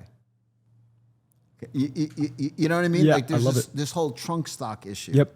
And some businesses, some companies in our space, not neurostimulation per se, but they do consignment inventory. Okay. Well, we talk about some complicated stuff, right? Nightmare. It's a nightmare. Mm-hmm. And anytime you put a product in a patient's body and you don't have a purchase order, what is the motivation for the guy with the green eye shades down the hall to give you the purchase order? There's no motivation. Like, people, wake up, folks.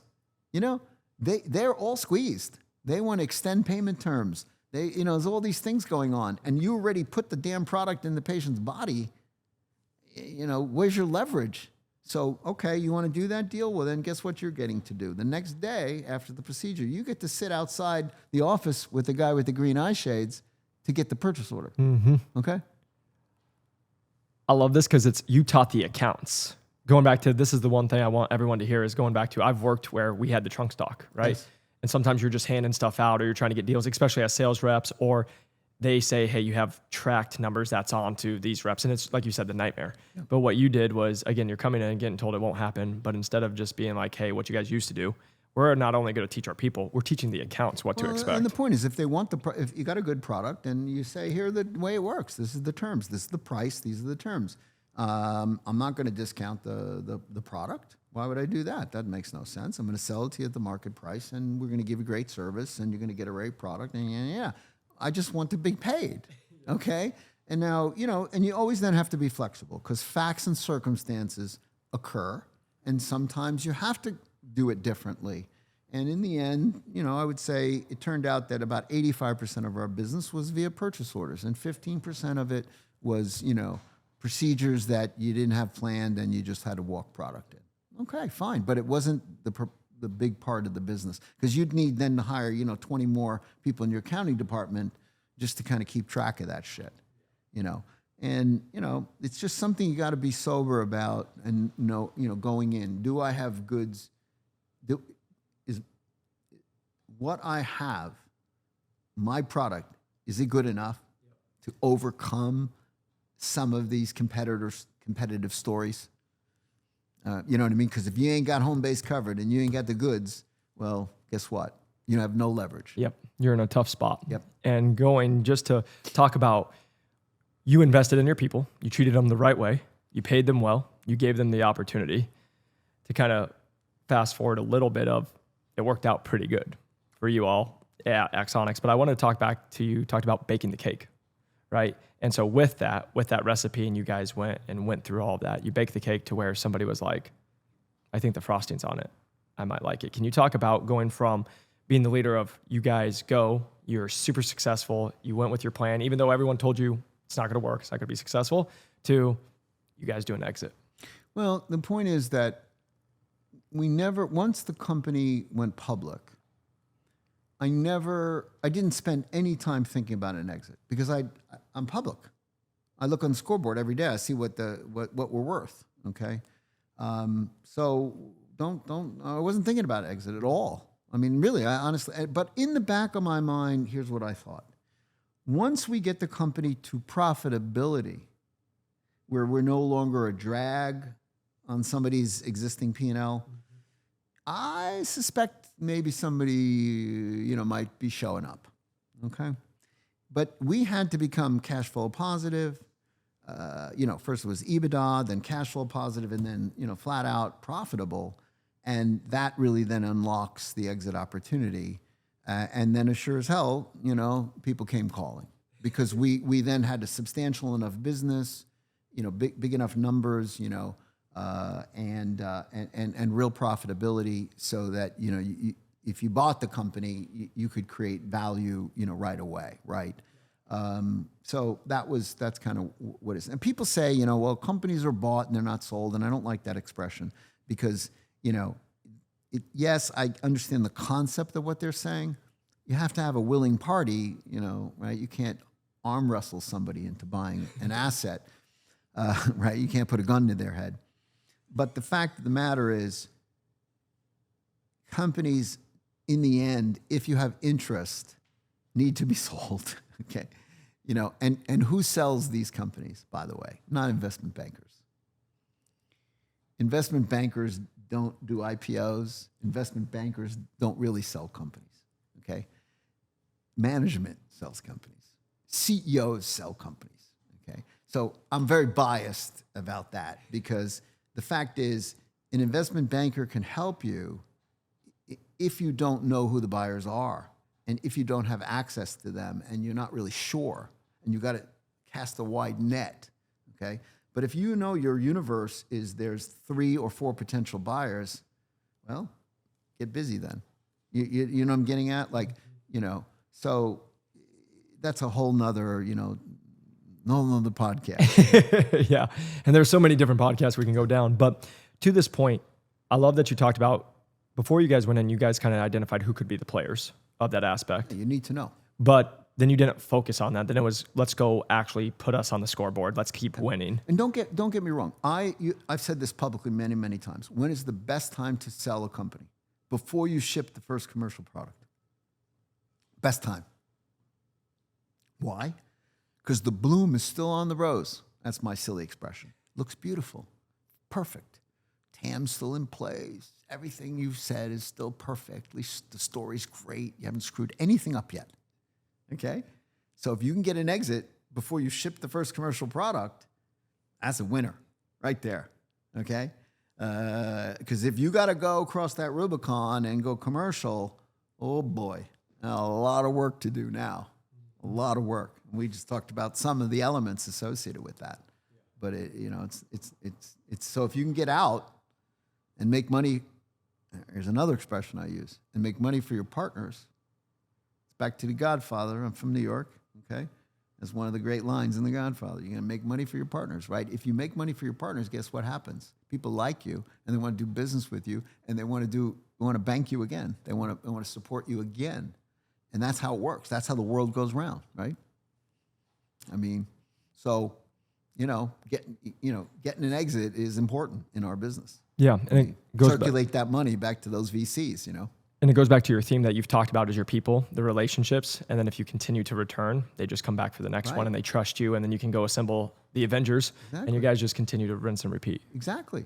I mean, it's the way the world works, right? And just having the enlightenedness to understand this is how it works. Okay. So that back to the other silly comment I made earlier about, look, if you've never raised the money before, you better go find somebody to help you who's done it before, that kind of stuff, right? It gets incrementally easy. As an individual, things get easier for you as you got the track record, okay? Look, I'm a big Dodger fan, right? We gave a huge contract to Tucker. Okay, he ain't doing so good this year. Probably a little pressure, sign that. You're getting paid $50 million a year. You better, perform. So, what the hell's my point? My point is Tucker didn't get a contract for $50 million because he hasn't produced in the past. Okay, he earned it. All right.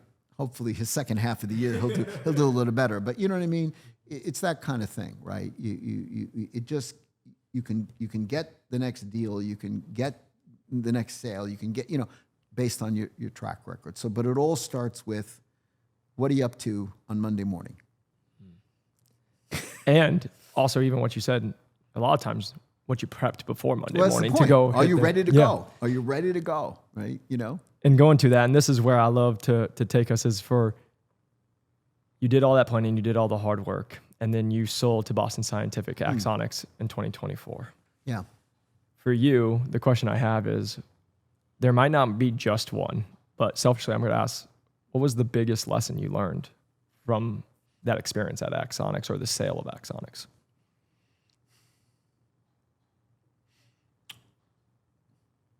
Well, that's an interesting question. You got me stumped on that one. What's the biggest lesson I learned?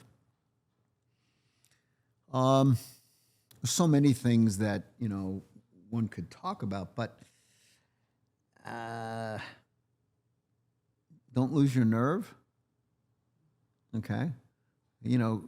Every deal has twists and turns, so, you can't lose your nerve through the process, right? You got to be focused on, and you got to try to simplify things as you go through the process, right? Because, you got lawyers and documents and, all these things that you got to, you got to keep the line of communication open. You got to make sure that everybody's on the same page. Now, we were then made to suffer for 9 months.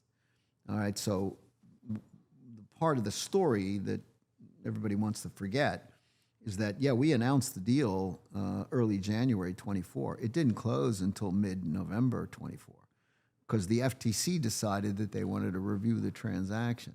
So we were tortured by, for 3 quarters, for literally 9 months.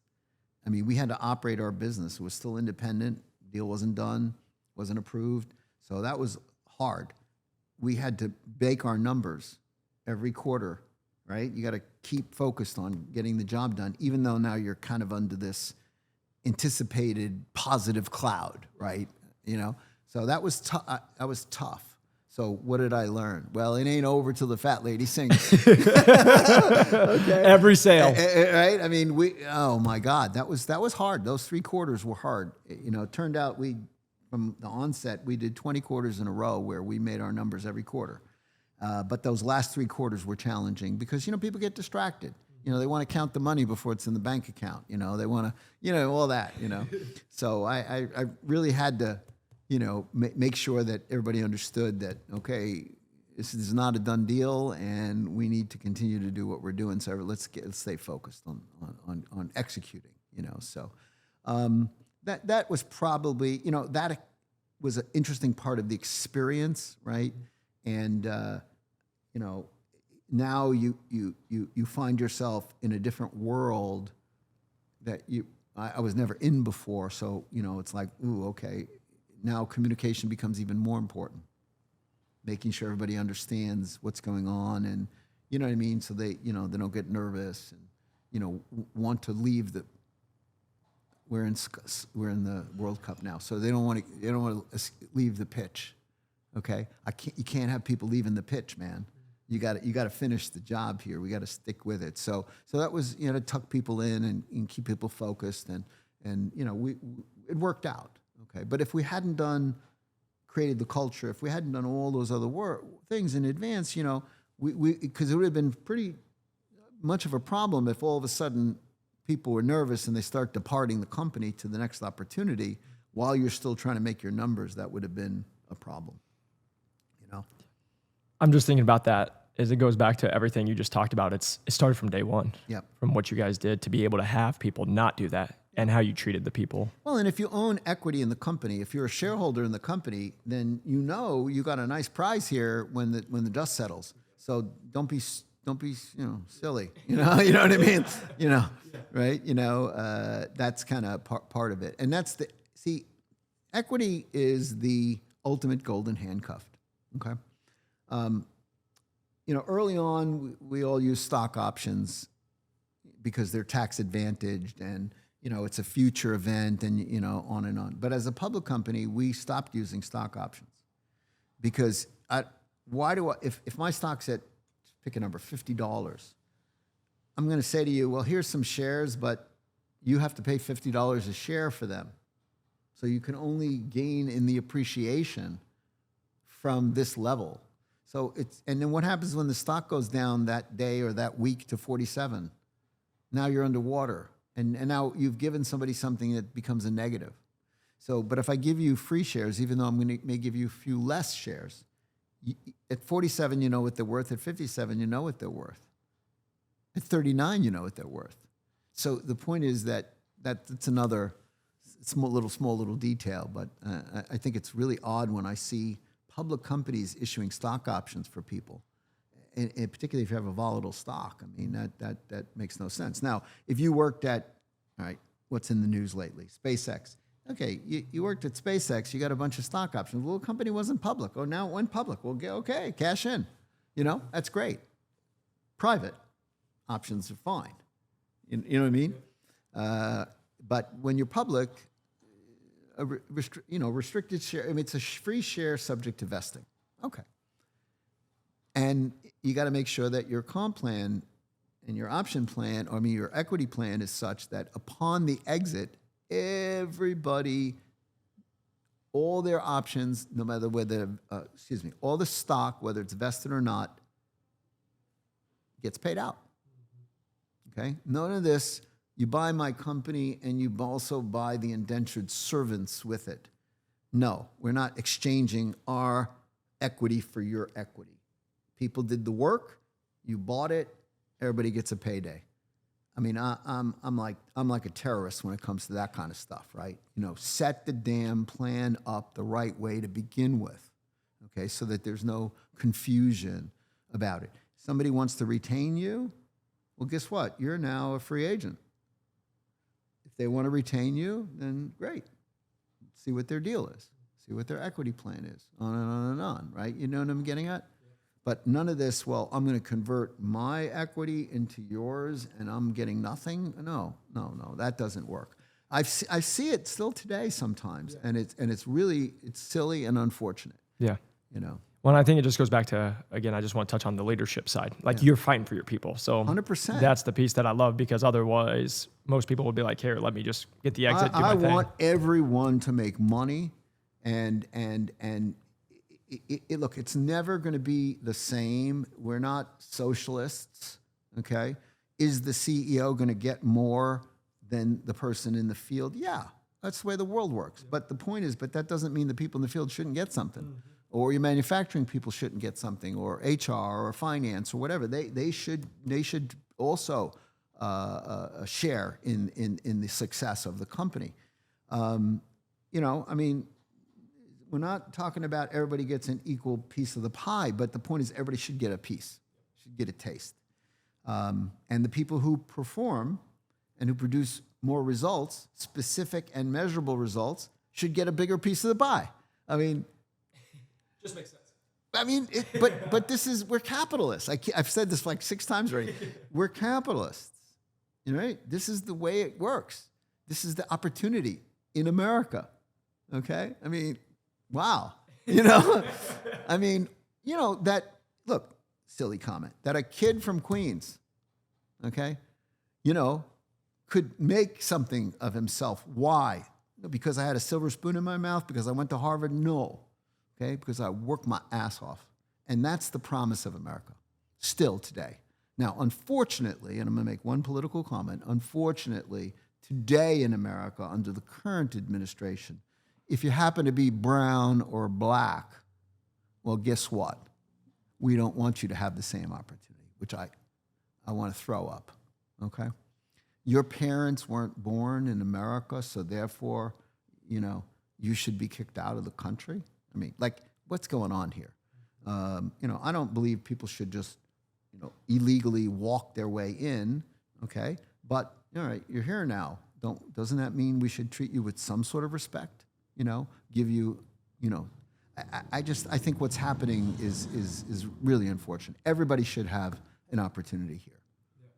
And it should be based on who you are and how hard you work and what value you bring, you know?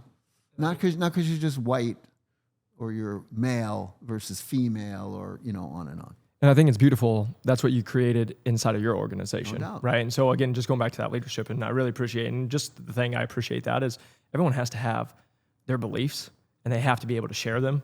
And again, this is what I think the thing that being on the internet is the fun part. You're going to say something, I'll say something, and you'll have hate comments and love comments all at the same time, and the internet. And I don't, you know, people say to me, you know, like, look, these days I post news, and I post it on LinkedIn.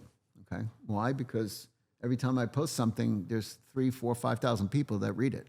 Okay, so I'm like, all right, I'm going to be on the right side of history, and I've been on this since day one. Okay, pointing out, not providing vitriol. I'm not doing that. I'm just saying, are you aware of this news? Okay, you know what I mean? Like, because LinkedIn has changed. You know, it's no longer like, look, it's turned partially into Instagram, for crying out loud, right? So, you know, a lot of people have opinions about this. Well, okay, until it all sorts itself out, there's people that are reading what I'm posting, and I'm going to post it. And you know what I mean? And I'm just saying, are you aware of this? You should be aware of this. Okay, Supreme Court just said X, Y, and Z. You should be aware of it. Okay, you know, on and on, right? And I just feel that's important, and I'm not afraid because in the end, you know, I'm intelligent enough to know something about history. Okay, and this shall not stand. Okay, this is not America. Okay, I mean, come on. You know what I mean? It's like, you know, I mean, anyway, I can go on and on, but you understand where I'm coming from. Yeah. And I'm not afraid to tell people what I believe in. And, you know, I think that everybody should have an opportunity here, and you should be judged based on, you know, your you know, what you do and what you bring and your value as an individual. I think that's important. And I believe just the thing that I really want to put is, again, having your opinion and standing to it. And I don't think a lot of people put enough backbone to what they believe. Who cares if it's right or wrong? It's just going back to it. It shows through your journey. People can tell you what you're right or wrong, but the one thing is you continue to go test it for yourself. Yeah. And I absolutely love that. And the question I really want, I have so many other questions and more podcasts we could go, but the question I really wanted to wrap up is 45 going on 46 years in medical device sales in the med tech world. What continues to keep you in this space over going to any other space? There was this week in the Orange County Business Journal, there was some acknowledgement about all the companies that have contributed to the success of Orange County, California. And I had nothing to do with it, but Axonics was in there and my picture was in there. Okay. But it was a quote in there at the end of the article. And it quoted me saying that of all the things that one could be involved in, I can't imagine being in a better business than one that increases the quality of people's lives. And that to me is a motivating factor. I mean, there is so much cool technology and there's so much great stuff that's happening in our business, in the space, that this is a noble enterprise. Okay? I mean, I'm involved in a project now that we believe, based on information and belief, that we can significantly, if not cure, but significantly mitigate asthma symptoms without drugs or biologics with a neurostimulator. This is going to happen. This is going to be recorded. It's going to be in the public domain. And a couple of years from now, people are going to look back and say, oh, that son of a bitch was right. Okay? And just I have asthma. Okay.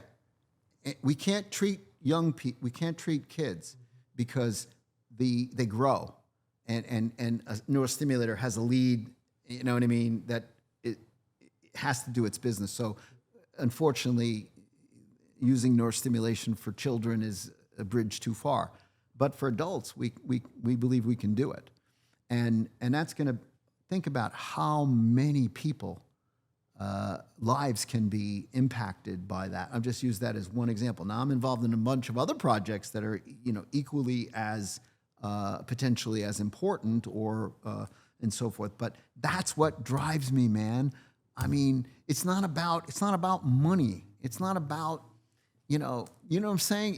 It's this thing that this is a noble enterprise that we're involved in. And considering that I've been around and I know stuff and I've got contacts and I got people, right, to draw from and so on and so forth, how can I stop? How do I stop, right? I mean, it's the wheat is tall in the field, man. It's time to cut it down, right? Use my influence in a positive way, okay? And I'm not afraid to attach my name to a project that I believe in, right? I'm not afraid to do that. And I think the prize is worth it. I think the risk, everything, it's worth it because in the end, we're doing things to help people, And I would have said our fellow citizens or whatever, but I'm not, we're not just here in America. I mean, America just happens to be the biggest market, right? Yeah. I think that's cool. I think that's really, really cool. And, it's, we get one shot at this life. One shot.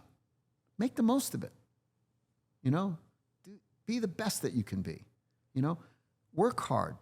Try to make some money. Take care of your family. Maybe work hard enough that you could leave something for the next generation. On and on and on and on. And I am not ashamed that I've made money. I am not.